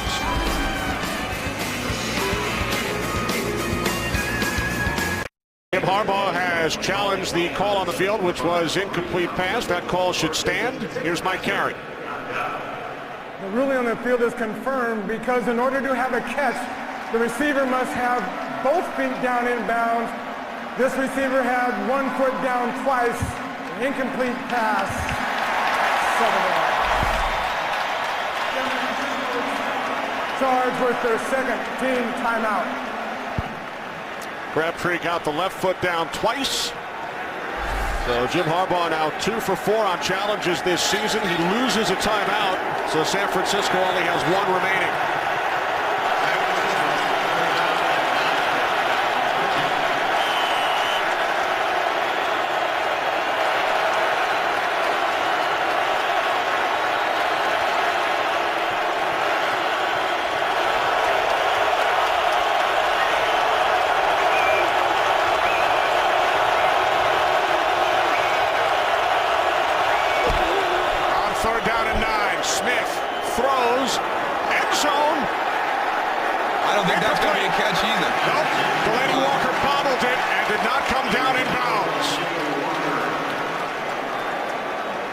What a huge missed opportunity right here.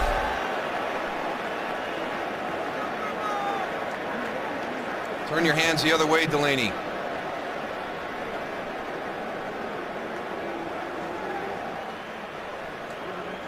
So your palms are up. I made that catch so much harder by having your palms back to the ball as opposed to palms up so it could fall into your hands instead of you having to grab it and then pull it forward. So here's David Akers hit from 55 on the final play of the first half from the left hash. A 21-yard attempt. Akers' kick is good. And the 49ers go back on top by 2. Well, get coverage of every NFL game on NFL Mobile. Call ** NFL now. David changing his cleats prior to the kickoff. Never saw that before. Never knew you had a field goal shoe and a kickoff shoe. We talked about Jason Hanson and his longevity. David Akers, one of the best over the last decade. The Philadelphia Eagles' all-time leading scorer. Great pickup by San Francisco. Another strong leg. You know, he's getting a little bit older with his career here in the NFL, but still got a strong leg. We saw that evidence at the end of the first half. Akers has been to 5 Pro Bowls. He has given the 49ers a 2-point lead. Lions led 10-0 after 1. San Francisco took a 12-10 lead at halftime. Hanson and Akers have exchanged field goals here in the third quarter, so it's now 15-13 San Francisco.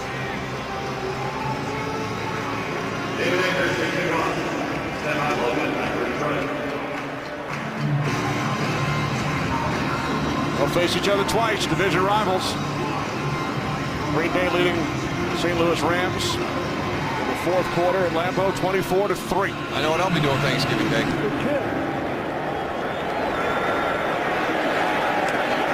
Logan takes a knee. Also on Thanksgiving Eve, Thanksgiving night, the battle of the Harbaugh brothers.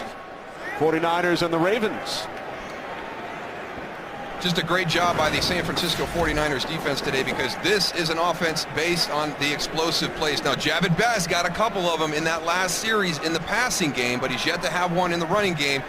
Brandon Pettigrew, actually the leader in yards and catches right now from the tight end spot, ahead of Calvin Johnson. Johnson with only 3 receptions for 29 yards. So the Lions trail by 2, 1st and 10 from the 20-yard line. Stafford on first down. There's Johnson. His 4th catch today, and it is good for 23 yards. Deshaun Colson the tackle. We've seen him choose to play Calvin Johnson, really kind of true one-on-one the whole afternoon. Nice timing on the throw from Matthew Stafford.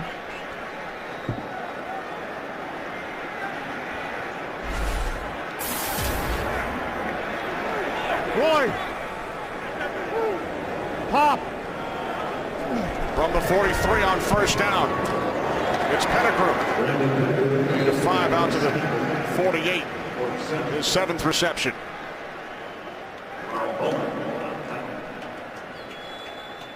They've been working him underneath the majority of the day. It'll be interesting to see if we've seen it down in the red zone when he's had that out and up. We'll see if they try and pull something out in the middle of the field where they give Brandon Pettigrew a double move. See if he can get one of those linebackers from the Niners to bite on something they've been seeing all afternoon. Second down at 5, inside handoff to Best into 49ers territory. And he is close to a first down. Aldon Smith made the tackle. One of the big reasons that Detroit has had so much success in the second half is because of that guy right there. You look at his rating from first half to second half, has kind of gotten off to some slow starts. But you see what he's done in the second half. He's been on fire all season long. That offensive line has done a better job also in the second half of giving him the time to look downfield and find his receivers. 3rd down and 1 for the Lions. More flags.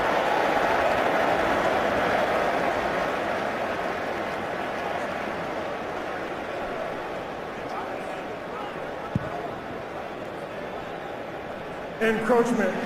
Defense number 91. 5-yard penalty. The enforcement results in a first down. That's on Ray McDonald on 3rd and 1. McDonald flagged for the 12th San Francisco penalty. Well, that's what quarterbacks do. They come off with the same rhythm, go on one, then all of a sudden they hit you with that hard count, they catch you off sides. And that's a little home field advantage right there. You can't do that when you're on the road. As you see with Alex Smith having to deal with all the noise, crowd noise here. Are you out on this? No.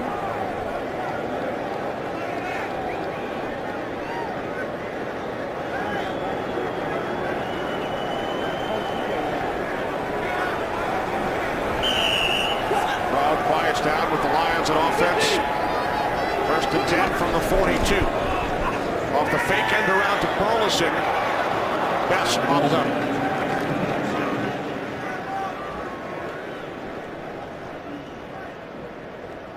A lot of things for this San Francisco defense to process on this one. You're worried about the end around, and then you're slipping Jahvid Best out. Kind of a little screen element right there. Carlos Rogers does a good job of sorting through everything, getting up and making the tackle. Loss of a yard now, 2nd down and 11 from the 43. Off the fake inside handoff. Stafford firing downfield. Incomplete, intended for Calvin Johnson. Yeah, he knows he missed one. And that was true one-on-one, and we've seen this several times today. It's just going to be Calvin Johnson versus Chris Culver, true one-on-one, and he doesn't give him an opportunity to make the play. I think that's what bothers Matthew more than anything after this throw, is he didn't keep it in the field to play, because Calvin Johnson can make that play in a true one-on-one situation. Ball sailed on Stafford. Lions today just 1 of 8 on 3rd down. Not only does Calvin have the height and the reach, he has that vertical jump right now. 44? 44. 6'5", that's not fair. Now Stafford being chased by Whitner. And he throws it away. Pressure from Dante Whitner. Lions forced to punt. I don't think he got to be on the line of scrimmage, though. I don't think he's got to be on the line. There's a flag. He's got to get that ball beyond the line of scrimmage. Intentional grounding, offense number 9. The ball was 1 yard short of the line of gain, and there was no receiver in the area. It's a 10-yard penalty, loss of down, 4th down. So Stafford 1 yard shy of the line of scrimmage. It will move the punter Donahue back 10 yards. Nice call on that, Darryl. Who was that, you or Kenny? I beat Kenny to the punch on that one. Nice. Kenny Can't tell the difference. Can't tell the difference, Goose, after 5 years. Must be loud down there. Wow, it is. It was. My ears are still ringing.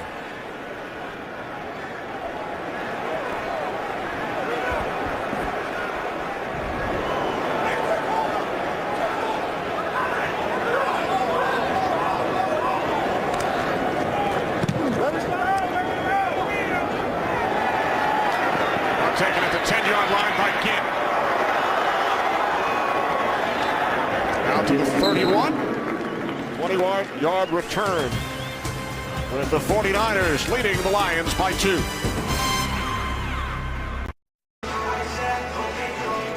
Over on the sideline, Colin Kaepernick with his helmet on in the discussion with Jim Harbaugh right now. We've seen him come into the game the last couple of weeks for the 49ers, and Jim Harbaugh has said he'd like to get him more snaps during the course of the year as he makes his way back to the sideline. Get Gunther Cunningham on the other side of the field thinking about some things. Little 52 fake out again. You're not going to fool that guy. No. We've seen it all. He's a great man.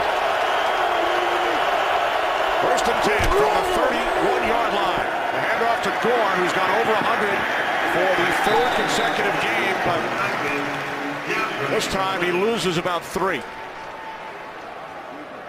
That's only the 7th carry for Gore today, but he had runs of 47 and 55 yards earlier. He was averaging over 20 yards per carry before that one. Now only 17 per carry. Slacker. It's amazing how we had to check that he only had 7 attempts. We couldn't believe that during the break. That can't We're be like right. healing around, hand the ball 6 times. 49ers have only run 37 plays. But they lead by 2. Second down and 13 as that pass was batted at the line by Willie Young. It's a heads-up play by Willie Young. Get your hands up, but the rest of the defensive guys got to go and look for that ball when it's up in the air. Alex Smith looking downfield. Willie Young goes, sees his eyes, put your hands up, tip that ball. There, Lawrence Jackson had an opportunity to go and get that ball. You got to get that one.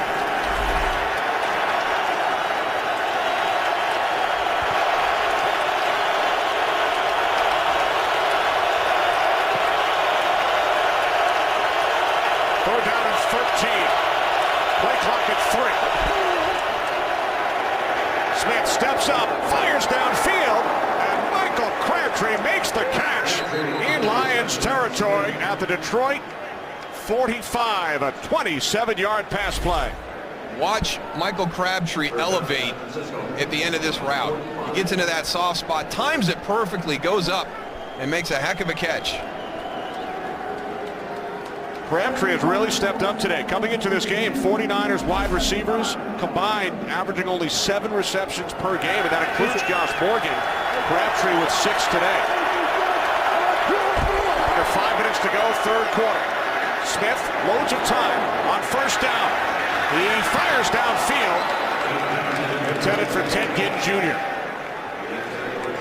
Good spot with the throw by Alex Smith right there. They're in a true one-on-one situation running down the field, but he puts it into the middle of the field to allow Michael Crabtree to try and adjust and get in there. If he hadn't stumbled at the end of this, I think he's going to get there and make this catch. The offensive line also does a great job. Actually, Ted Ginn. That's the only spot he could have put it, but the receiver could have got it, and the defender couldn't. Huh, Darryl? Good location. Yeah, great. Second down and 10. Brent Swain in the game, signed by the 49ers this week. The former Green Bay Packer. From the 45, Smith throws a bit high. Off the hands of Michael Crabtree. You know, once again, looking at that defense for Detroit, they are not recognizing whether it's run or pass. Ndamukong Suh comes through the line of scrimmage and he stops. Watch him right here on the left of your screen. He doesn't know whether it's run or pass right now. You got to go and see that ball, see the quarterback back there, and communicate amongst each other up on a line of scrimmage. If all of you guys are playing run or all the defense linemen are playing pass, you can never be wrong. But you can't stop there on the line of scrimmage. You got to keep going.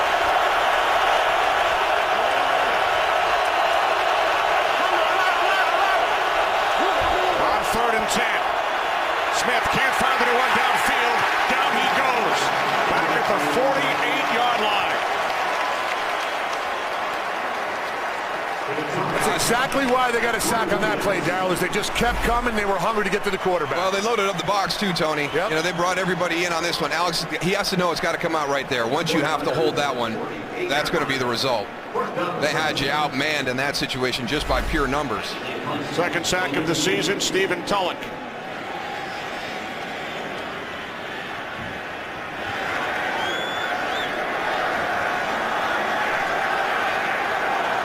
Here's Andy Lee, punting from his own 38. Fair catch called for by Logan at the 9. Just under 4 minutes to play. Third quarter, it's the 49ers leading by 2.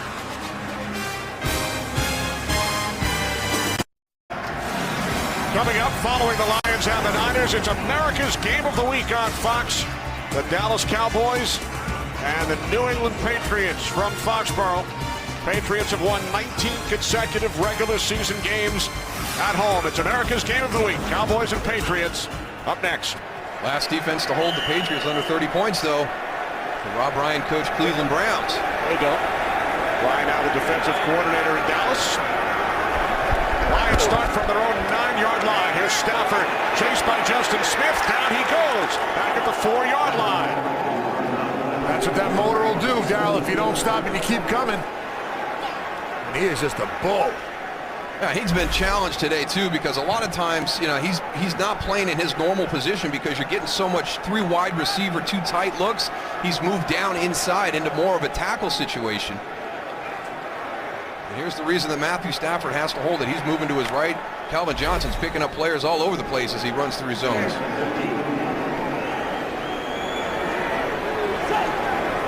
Second down at 15 following the sack by Justin Smith. Stafford hands it off to Javid Best. Not much, gain of just 1. Aldon Smith made the tackle. And that is not Detroit style right there, lining up and running the ball that way. They're more, we've talked about it, whether it's shotgun or single back, or the inside zone where you get all your offensive linemen engaged and running, and you allow Javid Best to pick his seam or create his seam with his speed. Now 3rd down and 14. Lions have only converted once on 3rd down today. They must get to the 19-yard line to move the chains. Stafford's pass is off the mark, intended for Best. Lions will punt. That was not good. No, it kind of goes back to what Coach Schwartz talked to you about, Tony, the 3 and outs during the course of the game. You know, they've continued to have them here in the second half. Well, the problem is you don't get no rhythm with your offense, and then your defense is just right back on the field, and they get wore down, and the other team is very aware of what's going on. Look at this guy, man. He's just a mauler. Oh, Justin Smith is not stopped. Donahue punting from the end zone. And the fair catch is called for by Ginn in Lions territory. Nice. San Francisco's defense has done a heck of a job against this explosive Detroit offense. Really only that one drive here where Javid Best had a couple of big plays in the pass game. Safety on Matthew Stafford there. Close again right here on this last series by Justin Smith. We know how hard they are to run the football against, but they've done a nice job in their pass defense and their pass rush this afternoon. Jim Tomsula, the defensive line coach there, has to be very pleased with his guys. And let me tell you, there's not a lot of depth there. Those guys have been going every snap. They do not have the rotation like the defensive line of the Detroit Lions. Jim does a terrific job, interim head coach at the end of last season. 1st and 10 from the 43, and the play is blown dead. Now, this may not, we're going to call it on San Francisco. Wow. Offense number 81, 5-yard penalty is still first. Here it is. You've set this play up all day long. Tony's been talking about the wham play. They bring Vernon Davis in motion. You're going to wham. This is the long runs. Here comes Delaney. There's your wham guy. You're thinking wham. And now you're going to pull it out. You're going for the hard play action. You've set that play up all day long, and Justin Field jumps. Well, Corey Williams did a good job of identifying. I know they didn't run the play, but at least he's seen what's coming at him. Fifth false start, 13th, 49ers penalty. Side handoff to Gore. To the Detroit 44 as we check in once again with Kurt Menefee. Kurt. Giants and Bills in a good one. Buffalo down temporarily. Stevie Johnson, 9-yard touchdown reception from Ryan Fitzpatrick. And they're tied at 24, less than 8 minutes to go in regulation. Kenny Moose and Deuce. All right, Kurt, Giants looking to bounce back from their loss to Seattle against the 4-1 Bills. Second down and 11, under 2 minutes remaining, third quarter. From the Lions 44, Smith steps up and throws, and it is picked off by Amari Spivey. Pass was intended for Crabtree. Spivey with his second pick of the year, fourth of his career. We saw this play work earlier this half. The deep in route to Michael Crabtree. Going to come down and get in front. This is going to sail a little bit on him. Amari Spivey playing center field in the right spot as that ball sails to make the interception. Okay, now what does this offense do? They've been backed up quite a bit this afternoon. The punting team of the San Francisco 49ers has done a decent job of keeping them pinned back. Their defense just gave them great field position again in San Francisco's end of the field. What are they going to do with it? Only the second interception thrown by Alex Smith all season over the first 6 games.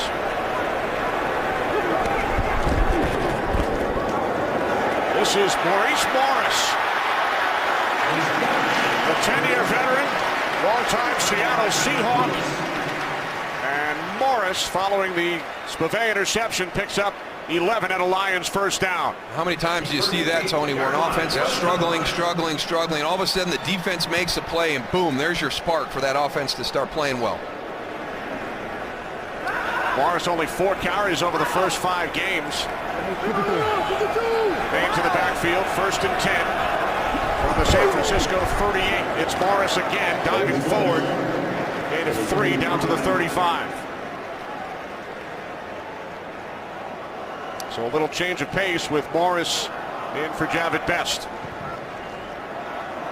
One of the things you have to worry about with Maurice Morris in there, he's a really good receiver out of the backfield as well. He's going to be down here in the slot. You can't fall asleep on him when he breaks formation. Roy! Lions up to the backfield, second and 7.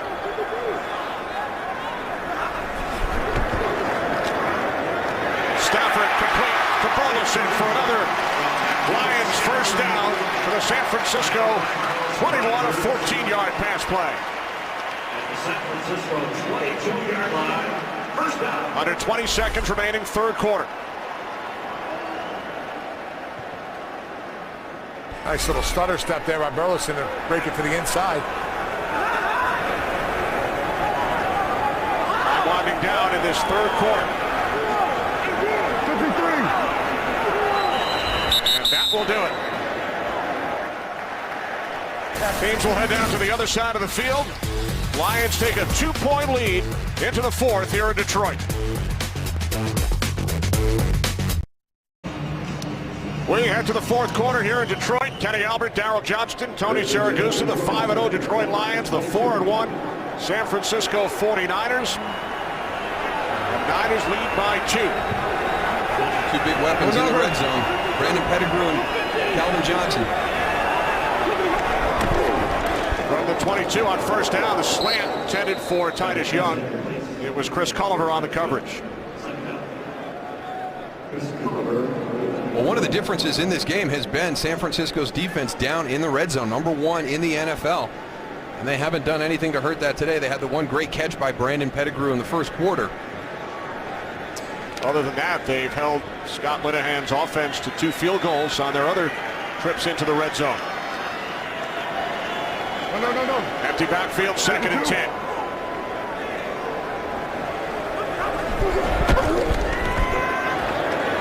Stafford over the middle, intended for Pettigrew. Again, tremendous coverage, Patrick Willis. And a late flag is thrown.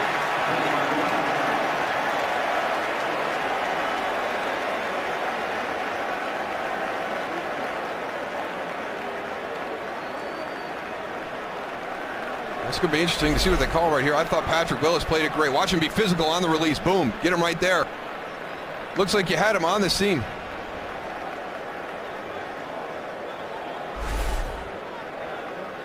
Looked like Ahmad Brooks may have kicked the ball at the end of the play. They could be discussing the maybe Deshaun Goldson, who's in there trying to lobby his case.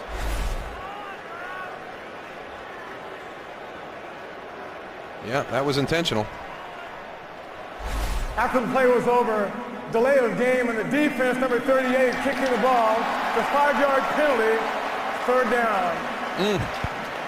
Uncharacteristic by Jim Harbaugh's team. We haven't seen this. They had a game earlier this year where they had 12 penalties at Cincinnati, but a lot of these are the kind that, are going to drive him crazy. I mean, he's going to watch this film and go, really, seriously, guys, we're going to kick a football in the 4th quarter with a 2-point lead in the red zone? Are you serious? 14 for 115 yards? Wow.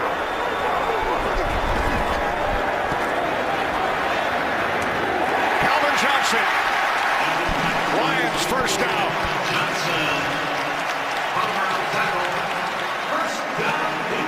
And they were not ready when that ball was snapped. Now here's a situation right now where Matthew Stafford is taking advantage of the no huddle because San Francisco having trouble lining up on that last snap.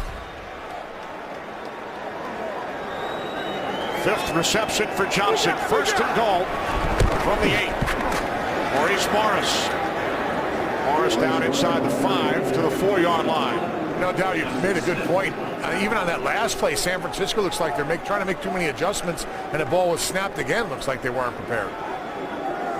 Still adjustments there in the middle of the field here. All the linebackers talking. A lot of conversation going on with this group right here.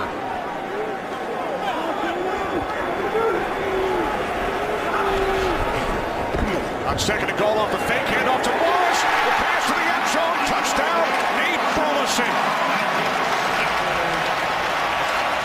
Oh, again, it waved off. But he put the ball down before they... The official walked in signaling incomplete, the back judge.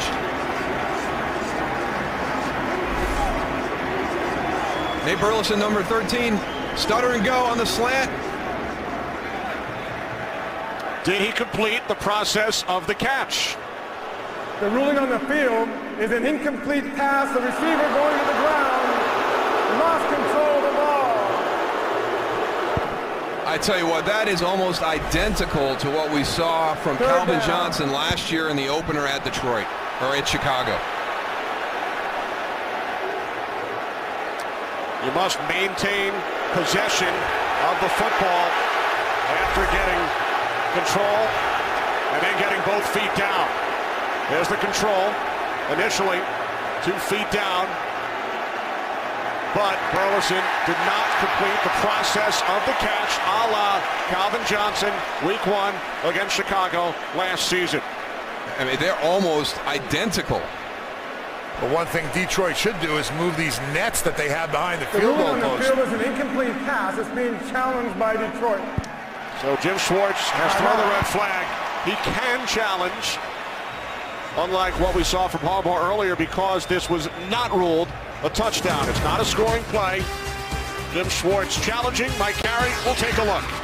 Today's Game on Fox is sponsored by Lowe's. Lowe's, never stop improving. By Corona Extra, who invites you to find your beach. And by the new 2012 Jeep Grand Cherokee. Referee Mike Carey taking a look at the last play, challenged by Jim Schwartz, as we welcome in for the 3rd time today our rules analyst, Mike Pereira. Very familiar, Mike, of course, with the Calvin Johnson play from last year. What do you think about this one? Well, now, here's the decision that Mike's got to make. Is he, in fact, going to the ground? Calvin Johnson on his own was going to the ground. What you got to rule here is got to look at is he at this point stumbling to the ground on his own? And if he is, then he's got to hold on to that ball when it hits the ground. And I don't think that he will overturn this to make this a touchdown, because it's going to this whole process issue. Falling backwards, clearly gets 2 feet down, but now starts to turn and is headed to the ground. I hate this because it feels so much like a touchdown, but I think they'll stay with the incomplete pass because it'll become a process. All right, thanks, Mike. Here's Mike Carey. After review, the receiver had control of the ball 2 feet down and enough time to correct the football act. Therefore, first touchdown. Wow.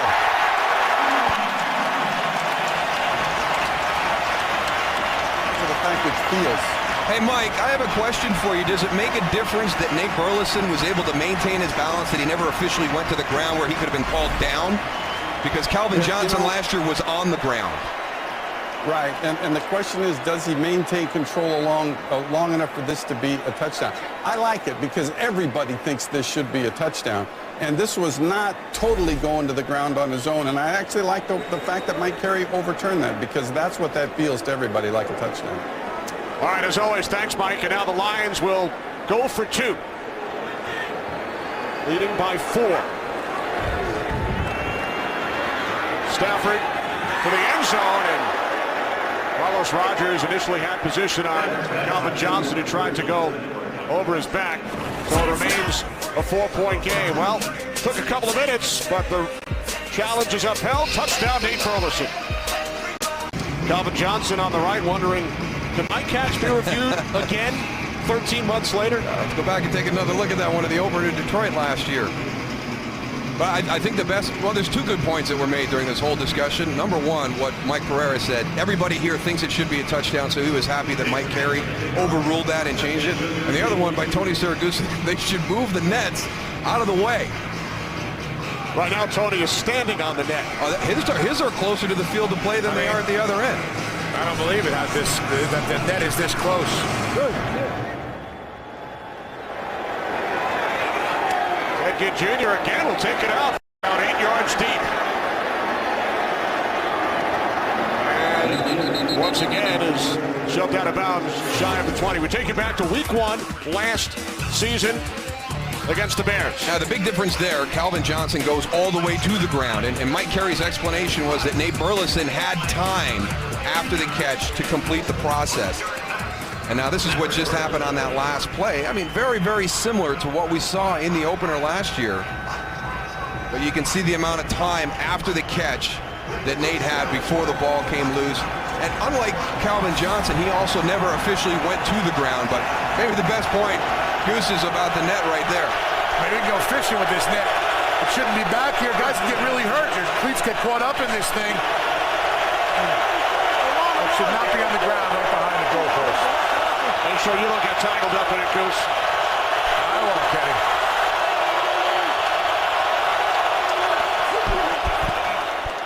First and 10 for the Niners. Smith hit as he throws. And it's Crabtree who makes the catch out across the 27-yard line. What a great play by Alex Smith on this. He knows he's going to get hit real hard by Cliff Averill. He steps up into the pocket, completely exposes himself. Good toughness in the pocket right there.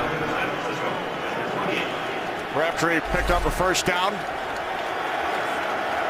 Early 4th quarter in Detroit. The 5-0 Lions lead by 4. They better hustle up their inside 10 seconds with this crowd noise.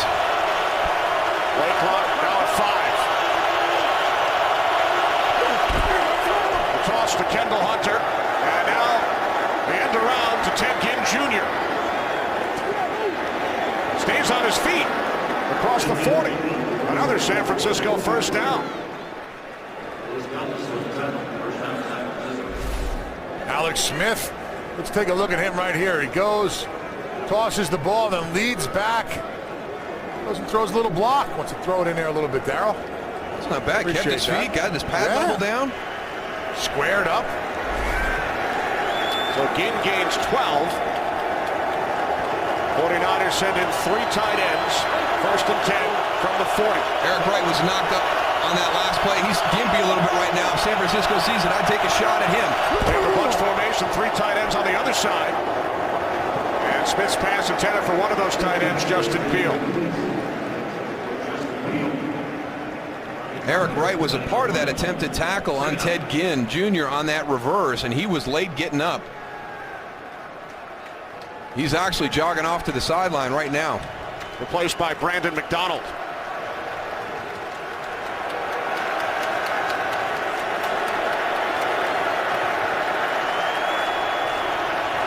So Wright, the San Francisco native, on the sidelines. Second and 10.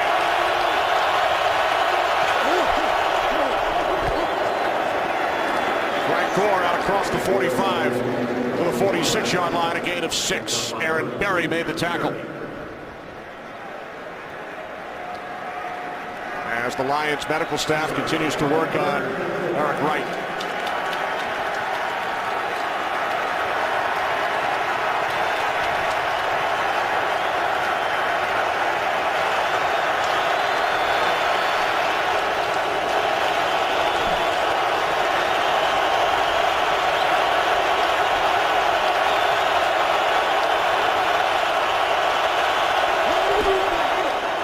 Smith on 3rd down and 4. Catch is made by Crabtree, but he's knocked out of bounds a yard shy. Out at the 49. Needed to get to midfield. And it looks like Jim Harbaugh will leave the offense on the field. And now he stands in the punting unit. Thought about it. And then changed his mind. That's a good decision. Good decision. They've been executing this well all afternoon. Andy Lee's done a nice job getting this ball with enough height to force the fair catch inside the 10-yard line, make Detroit drive a full field.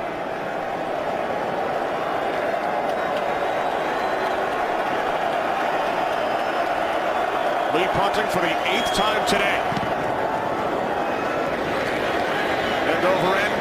Logan fair catch at the 8. So another long field for the Lions. They've done a lot of celebrating this season. 5-0 so far. They lead this game by 4.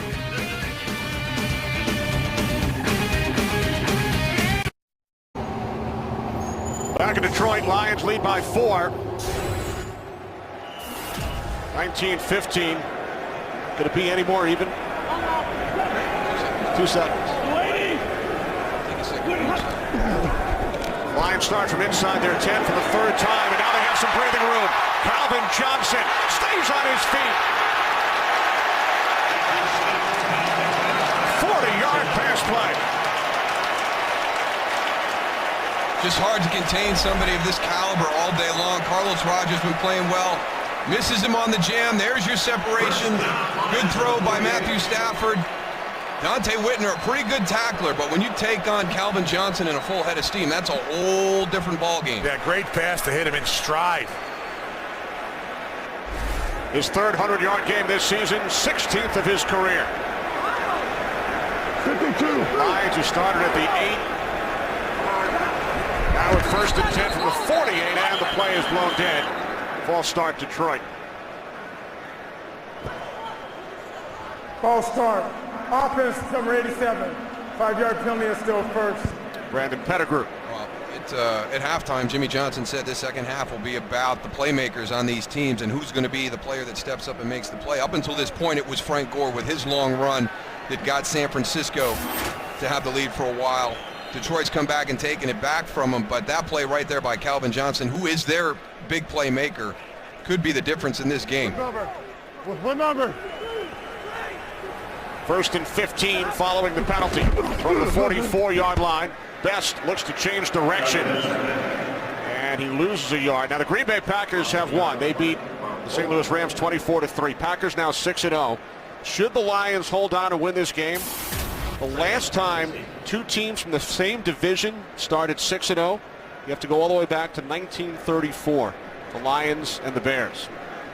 Last time 2 teams in the same division started the season 6-0. Right.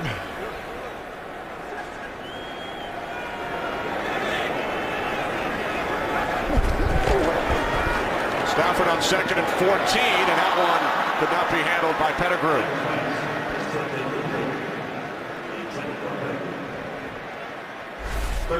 Ball was tipped at the line of scrimmage. Watch Matt Stafford right here. He goes and sees Pettigrew. Ray McDonald goes. Yeah, Ray McDonald goes, gets his hand up, but the ball was still catchable. And Matt Stafford had enough on that for it to get all the way to Pettigrew. He just got to go and concentrate on the ball and pull that one in. 52. We're down in 16. Stafford lost the football, ruled an incomplete pass. So the Lions will punt it away with 9.5 on the clock. Unable to take advantage of the big play by Calvin Johnson to get him out of some tough field position. Matthew Stafford trying to pull this one back, and it just slips out of his hand. Stafford 24 of 42 for 258 yards. That punt nearly blocked by Anthony Dixon. He lets it go, and could it be saved by the Lions? No. No. Had a foot on the line, I think, when he batted it back. Yeah, it looked like Maurice Morris. 28 Morris, foot on the line, good call. 1st and 10 from the 20 when we return.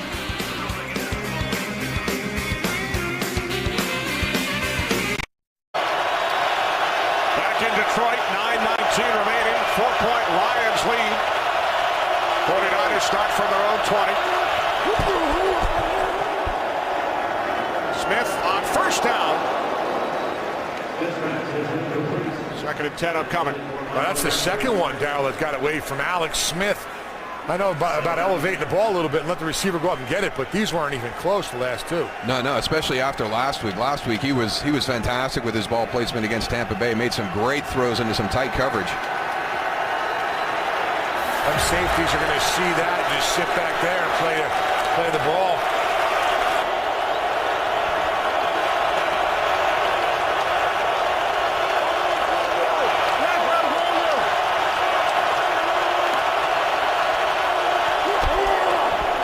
Smith on 2nd and 10. Another end around. Ted Ginn Jr. out of bounds at the 28. And for those of you in the home markets of the late games, in a moment you will be leaving the Lions and 49ers, and we will switch you to the start of your game. Ted Ginn Jr. on that run, if you stay in bounds, you're going to have a big collision. So get down and dive to the marker. This is not a guaranteed conversion at 3rd and 1. You've got to dive for that pylon. Especially given the Niners' lack of success on 3rd down today, just 2 of 11.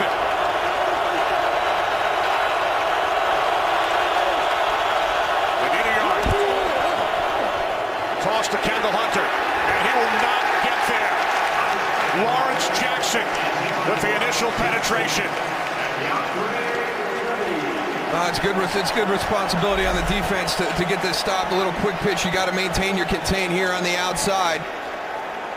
Good job, but it's created by a bad effort by Ted Ginn Jr. on that previous play. He doesn't have to stay in bounds and take on the tackler coming from the inside out, but he needs to dive to the pylon. He had plenty of opportunity to get that 1st down on his end around. And then Hunter stopped on 3rd down, lead punting for the 9th time. It's a line drive, low kick. There's a penalty marker as Logan takes it out to 20 and then spins across the 30. To the 35-yard line. Flag back at the 20.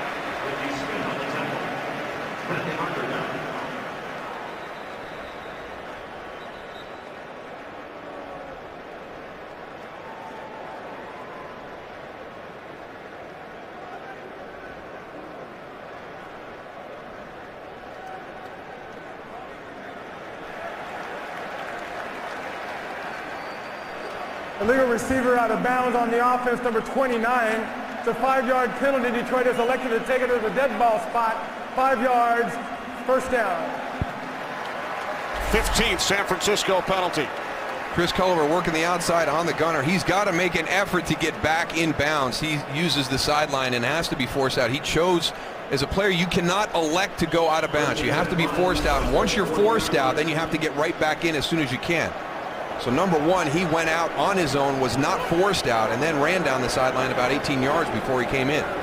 So the 49ers have now matched the season high in the entire league. Raiders committed 15 penalties week 1 against the Broncos. Stafford in trouble. He is sacked by Aldon Smith. Lost the football. It's down at the bottom of the pile back at the 22-yard line. And it's Jeff Backus. Heads up play by Jeff Backus. Tell you what, Stafford gets that ball knocked out. Watch right here. Stafford on his backside, too. Gets that ball out. Jeff Backus goes and identifies and gets on it. Aldon Smith there on the rush. Does a nice job.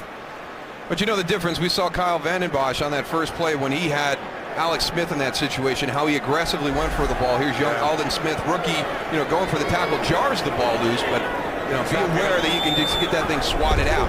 He's having to get the sack. Loss of 18 on the play. Second and long, it's Morris out to the 26. Aldon Smith the tackle. Under 7 minutes remaining. Lions leading by 4, now facing a 3rd down and 25. And we're getting into that situation right now as Kyle Vanden Bosch gets a little stretch over there on the sideline, loosen that neck up a little bit. But here's an area where I wonder how well Detroit can execute, because they don't have this as part of their offense. You get into this part of the game with a 6-point lead and you need to burn clock. You want that physical run game. They don't have that element here. So what do they use to replace that in this type of situation? We talked about that in our open. Now the Lions finish out games with the lead. They've come from behind in their last 3. Lions will punt it away. Burleson stopped about 3 yards shy of a 1st down. So here comes the punting unit. Jim Schwartz and the Lions looking to maintain their perfect record. Green Bay has won today. They are 6-0. Lions at 5-0 have the lead with 6 minutes on the clock.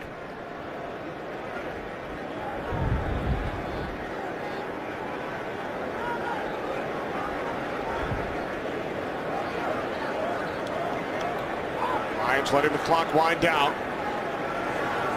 And now Donahue punting from the 26. In with an opportunity to return this one. Stays on his feet. Ted Ginn Jr. across midfield. Forced out by the punter Donahue. Big return by Ginn.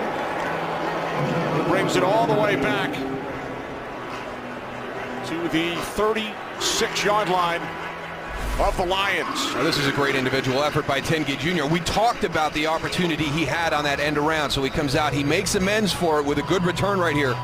And this is a good job by Ryan Donahue, the punter. You position yourself, you stay back far enough where if something bad happens in the return, you use the sideline as one of your teammates and you force him out of bounds. You don't get caught in the middle of the field and allow the touchdown return. So a 39-yard punt and then a 40-yard return by Ginn. 5.5 remaining. 49ers trailing by 4 from the Detroit 35-yard line. Here's Kendall Hunter inside the 30, pushing the pile, and he is close to a 1st down. You've got the physical style of Frank Gore that's been hitting you all afternoon long, and now you get a little bit of that slasher mentality that Kendall Hunter brings. This is going to be a fun combination to watch as the season goes on. Well, he split those 2 defenders there on the outside right in half. 2 unblocked defenders and went right through them to go and pick up yardage. 49ers have rushed for 181 yards today. Gore back in, replacing Hunter. 2nd down and 1. This is Gore. And Frank Gore has a 49ers 1st down inside the 25. 49ers with 1 timeout remaining. They took one early in the half and then lost a challenge. 4.5 to play, 4th quarter here at Ford Field. New set of downs for San Francisco. And just to clear up from that first half, Kenny, they also do have a challenge left on San Francisco. Jim Harbaugh threw the challenge when he wasn't allowed. Got the unsportsmanlike conduct penalty, but still has 1 challenge. Kept that challenge. Lost his first official challenge. Here's Hunter up the middle. Oh, great job. There's that same exact play we saw early on. Ndamukong Suh ran to the other side. I mean, Delanie Walker goes. He's the man. Shuffling down right here. He's going to come. And he's going to go and block out right here on the defender. And they're going to run the ball right up there. I mean, that's the same exact play, just ran on the other side. This has been the most productive play that they've run today. Got to be averaging about 30 yards a snap. I think more than that. Isaac Sopoaga, number 90, in the backfield, helping lead the way for Gore. And Gore picks up a first down to the Detroit 6. I tell you, they have got such confidence in this run game. And they are downhill right now on the Detroit Lions.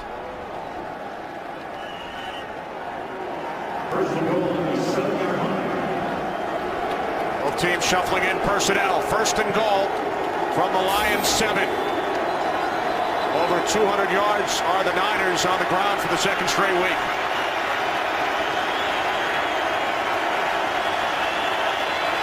Boy, the Lions are having a lot of issues with their personnel, trying to get their D-line straightened out right now. Alex Boone in as an extra blocker. Isaac Sopoaga in the game as well for San Francisco.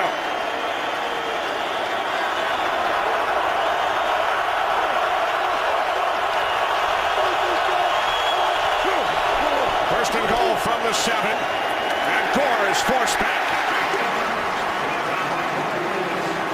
This, you've been talking about him all day. Corey Williams with the penetration, a loss of 3. Oh, they go with the goal line right here, all the big guys, and it's all about penetration. Corey Williams just keeps coming.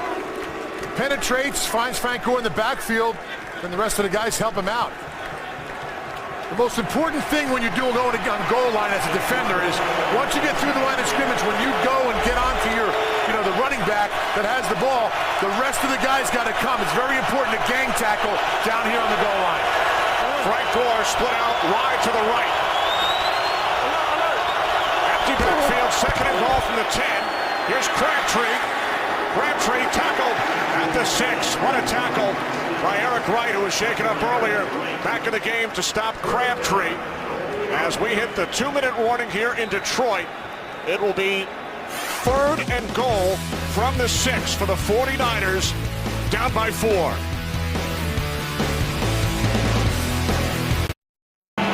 2 minutes remaining. Lions lead by 4. Third and goal for the 49ers from the Detroit 6. San Francisco with 1 timeout remaining. 4 down territory, in my opinion. You call this play, you execute it, clock's still running.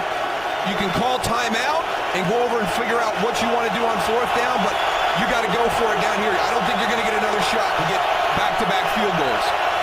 Empty backfield.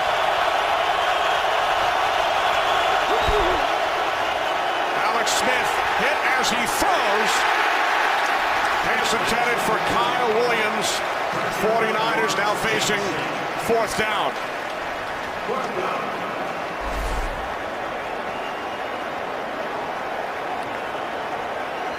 Off the edge, Lawrence Jackson unblocked, overloaded that side, turn a defensive end loose right to your quarterback, right in his face. Why not use that last time out to talk about it? I'm in favor of it. I mean, it's the most critical snap of the game. Get everybody together and make sure you've got the exact right play call.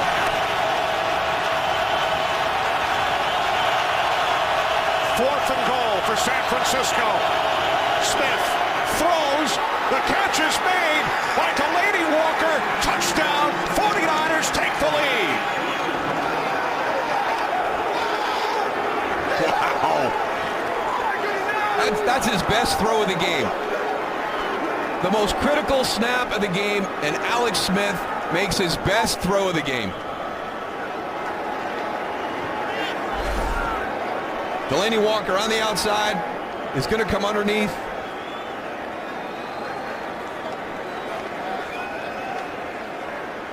This is being reviewed. It is a scoring play. Let's see if that knee was down before he broke the plane. Boy. Looks like it broke the plane as the knee hit down. Simultaneous. So on 4th and goal from the 6. Alex Smith hits Delanie Walker, and this play, as is the case with all scoring plays, being looked at upstairs. Make sure when this ball breaks the plane. Looks like it breaks the plane there before the right knee hits down. I think it's simultaneous. I think this play is going to stand. I agree.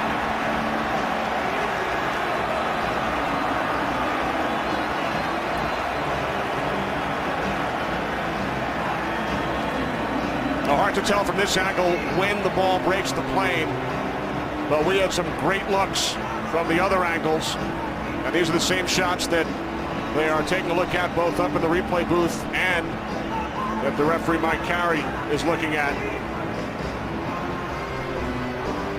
In our opinion, Delanie Walker absolutely broke the plane before the right knee hit.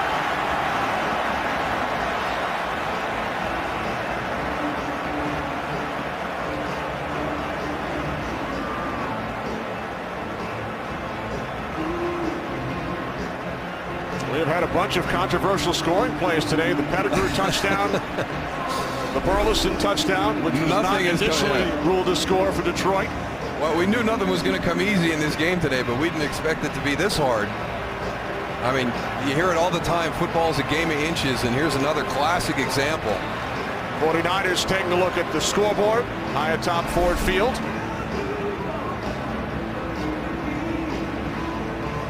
The big thing is it's so hard to, when that knee, because it looks like he's dragging that knee and it hasn't gone to the ground. I think this is one of those situations where it was ruled a touchdown on the field and it'll stay touchdown, and if they would have ruled down short of the goal line, it probably would have stayed down short of the goal line. Let's bring in for the fourth time today our rules analyst, Mike Pereira. Mike, what do you think? I think it's a touchdown. I mean, I think you could almost confirm it. We had some great shots there that showed that the leg, not only just the knee, but the leg was still up. I just don't think that there's anything there that you can overturn that to keep it from being a touchdown. But yeah, we agree with you, Mike. Here comes Mike Carey. After review, the ruling on the field stands to score. So the 49ers back on top, and we have set a new Fox record for most conversations with Mike Pereira in one game. The big thing is the throw. That is such a well-thrown ball by Alex Smith, and he has sailed a couple here in the second half. And when the game is on the line, the most critical snap of the game, Alex Smith comes up with his best throw of the game. David Akers adds the extra point. The 49ers lead by 3 with 1:51 remaining. Well, it was 12-10 at halftime, and it's been a wild second half. Here's one of the ones that sailed on Alex Smith. Amari Spivey intercepts that. Leads to this touchdown by Nate Burleson, which took us a while to finally sort through. And there's the great throw and catch. Alex Smith, Delanie Walker. It's a 3-point game. Remember, the Lions went for 2 following the Burleson touchdown and were unsuccessful. The biggest thing is we've got 3 timeouts for the Detroit Lions, and they've got big play matchup issues across the board. Number 1 being Calvin Johnson right there, who had a huge catch and run on that last series. But then the offense sputtered. They weren't able to take advantage of that. You've got Javid Best, who can be overlooked in these situations as a back coming out of the backfield. You get everybody running verticals down the field and drop that ball down to Javid Best with a bunch of open field in front of him, and he's going to be tough to tackle. And then there's the really the big part of this whole equation is Jason Hanson. Don't rule out Titus Young either. The young guy there, Dow. We saw them use them in that 2-minute drill on Friday. This is the opportunity they've been looking for to use him. Good kid. Akers' kickoff is taken to the end zone. Logan has trouble surrounding the football. The Lions will start from their own 20 with 1:51 remaining, fourth quarter. All 3 timeouts. Down by 3. Well, they've done some amazing things during the course of the season so far. Down 20-0 at halftime against Minnesota on the road. in the third quarter, down 27-3 to Dallas, come back and win that game. So they already have the confidence built in that they can make things happen in these situations. And they started to gain that confidence last year when they won their last 4 games of the season. Off to a 5-0 start here in 2011. Pass by Stafford. He is caught by Pettigrew out at the 25, a gain of 5.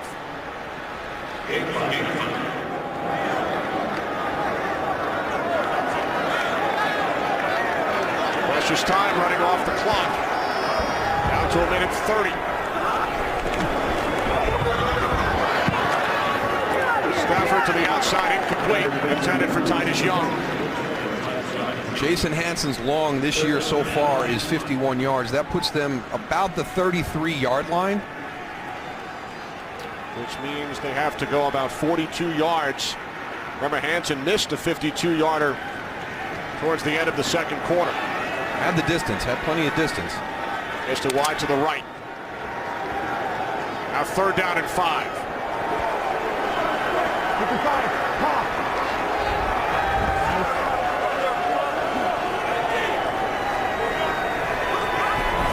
Empty backfield from the 25-yard line. Stafford sidearm throw. NaVorro Bowman on the coverage. Pass intended for Pettigrew. And the Lions now staring at 4th and 5. Again, NaVorro Bowman and Patrick Willis have done an outstanding job underneath with their coverage against Brandon Pettigrew. They have challenged him on every catch, made sure tackles when he has caught the ball. 4th down and 5. Lions must get to the 30, and they do not. Pass intended for Burleson. Carlos Rogers on the coverage. 49ers will take over on downs with a 3-point lead and a minute 16 remaining. Carlos Rogers was the guy that gave up the big play to Calvin Johnson. He might have gotten away with one there. Looked like he got there a little bit early. But aggressive play by Carlos Rogers. Fans have started to head for the exits here at Ford Field. The San Francisco 49ers traveling to the Eastern time zone for the 3rd time in 4 weeks. They won the previous 2 in Cincinnati, in Philadelphia. And they lead the Detroit Lions, the previously unbeaten Lions, by 3. They didn't burn a timeout in that series. They still have 3. So they'll have to get a touchdown probably after this series if they elect to kick the field goal. But Detroit can't give up now. Make a stop, quick timeouts. There's Gore, and the Lions will use their first timeout with a minute 12 remaining. So Jim Harbaugh's 49ers, they fell behind 10-0 in the first quarter. They've committed 15 penalties today, yet they have found a way. And again, it's really a part of that offensive line up front for San Francisco. And at the top of the broadcast, we talked about strength versus strength, the San Francisco offensive line versus Detroit's defensive line, and it has been a battle all day long. I mean, just physical to the whistle, great effort on both sides. And again, for the second week in a row, San Francisco goes over 200 yards rushing against a very, very stout defensive front of the Detroit Lions. America's Game of the Week coming up next. The Cowboys and the Patriots following the Lions and the Niners. Detroit still with 2 timeouts remaining.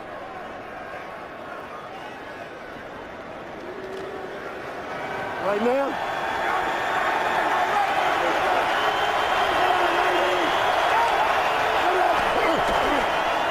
Second and 10. Here's Gore. The middle down to the 22-yard line, and the Lions will use their second timeout.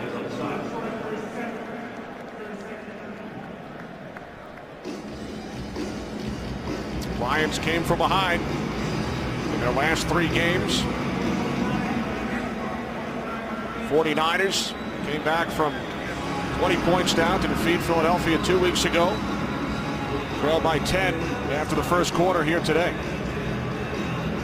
Well, just uncharacteristic of San Francisco today with the penalties, but you know, a nice job, you know, taking taking that punch early in the game and hanging in there as a team, not really, deviating from your game plan, believing in what you had put in during the course of the preparation week to come here and have a good opportunity to win a game. And Detroit, we talked about Detroit. They haven't played that complete game yet. They haven't consistently played good football. They have flashes of very, very good football from time to time, but haven't played that complete game yet today. And we had several opportunities for them to kind of assert themselves and really grab control of the game, and they weren't able to do it. And San Francisco is a very opportunistic team right now, and if you give them chances, they're going to cash in. Third down and 8. Lions with one timeout remaining. Here's Gore. Down to the 19-yard line. Here comes the 49ers field goal unit as the Lions use their final timeout. So the Lions will get the ball back. A successful field goal here by Akers would extend the San Francisco lead to 6.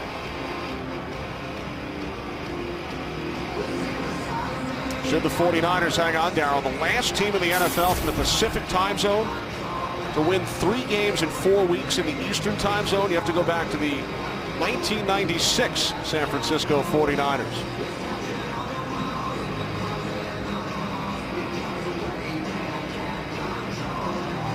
Three wins in a 4-week stretch for the 96 Niners on the East Coast. Jim Harbaugh brought his club east. Week 3, they beat Cincinnati 13-8. Stayed east in Youngstown, Ohio. Beat the Eagles the next week in come from behind fashion. Return home, crushed Tampa Bay last Sunday. And now a chance to make a 6-point lead.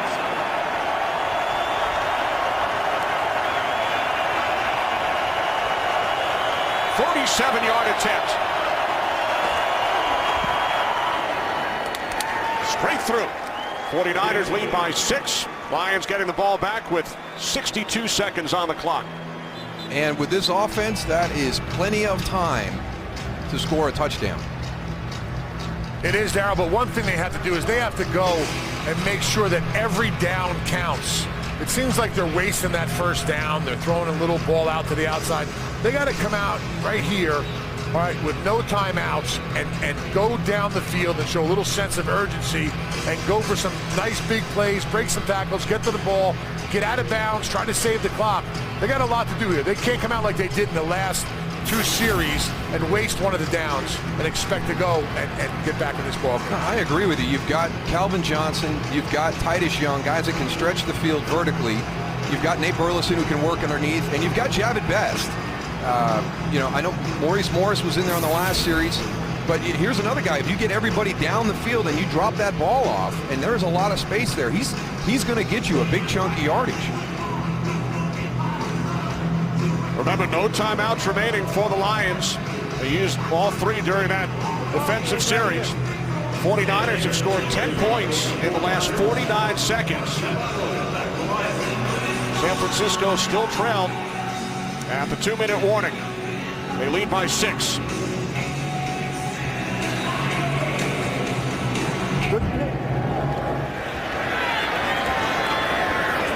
This kickoff through the back of the end zone.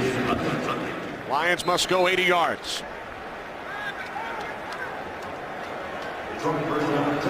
Well, here's your opportunity. I mean, this is what this offense is built for, the explosive play.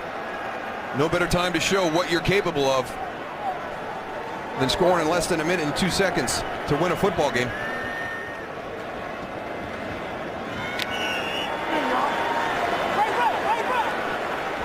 Maurice Morris in the lineup as opposed to Javid Best. Best on the sidelines holding his helmet. We're told there was nothing wrong physically. Stafford down, back at the 12. Justin Smith and Ray McDonald, the 5th 49ers sack.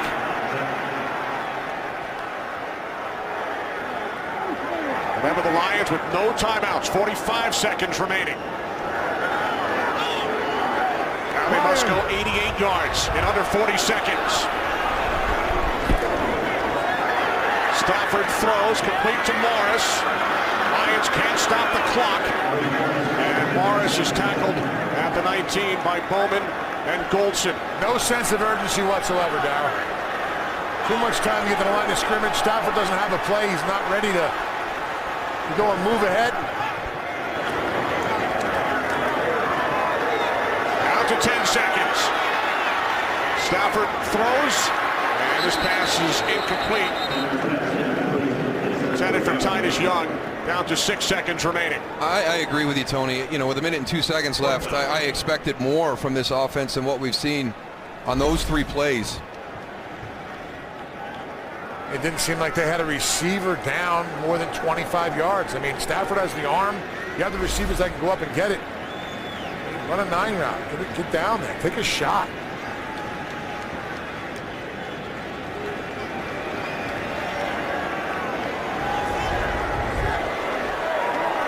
Final chance for the Lions. Timeout. And the 49ers will use their final timeout. Third and final, a 30-second timeout. Lions led at the 2-minute warning, 19-15, until Alex Smith hit Delaney Walker for the go-ahead score. His best throw of the day, your most critical snap, and then Carlos Rogers on the 4th down. Aggressive at the point of the catch, forces the incomplete. It looks like the game is going to end exactly how it started, with Jim Harbaugh and Mike Carey's ear. What a great job by him this season. I did not have high expectations for San Francisco. You do a major change with your coaching staff. You have to put in new offenses, new defenses. You get the lockout. Just in my opinion, too much change. If somebody would have told me that they were going to be 5-1 after 6 weeks of the season, I would not have believed it. So a credit to Jim Harbaugh and his entire staff of what they've been able to accomplish this season. He looks like he's been through the ringer. Looks like he played the game today. You saw him say no penalties. They've committed 15. Stafford throws, complete to Calvin Johnson. Stanford fan nowhere in sight. And the San Francisco 49ers are 5-1 for the first time since 1998. Game 2, America's Game of the Week, coming up after these messages.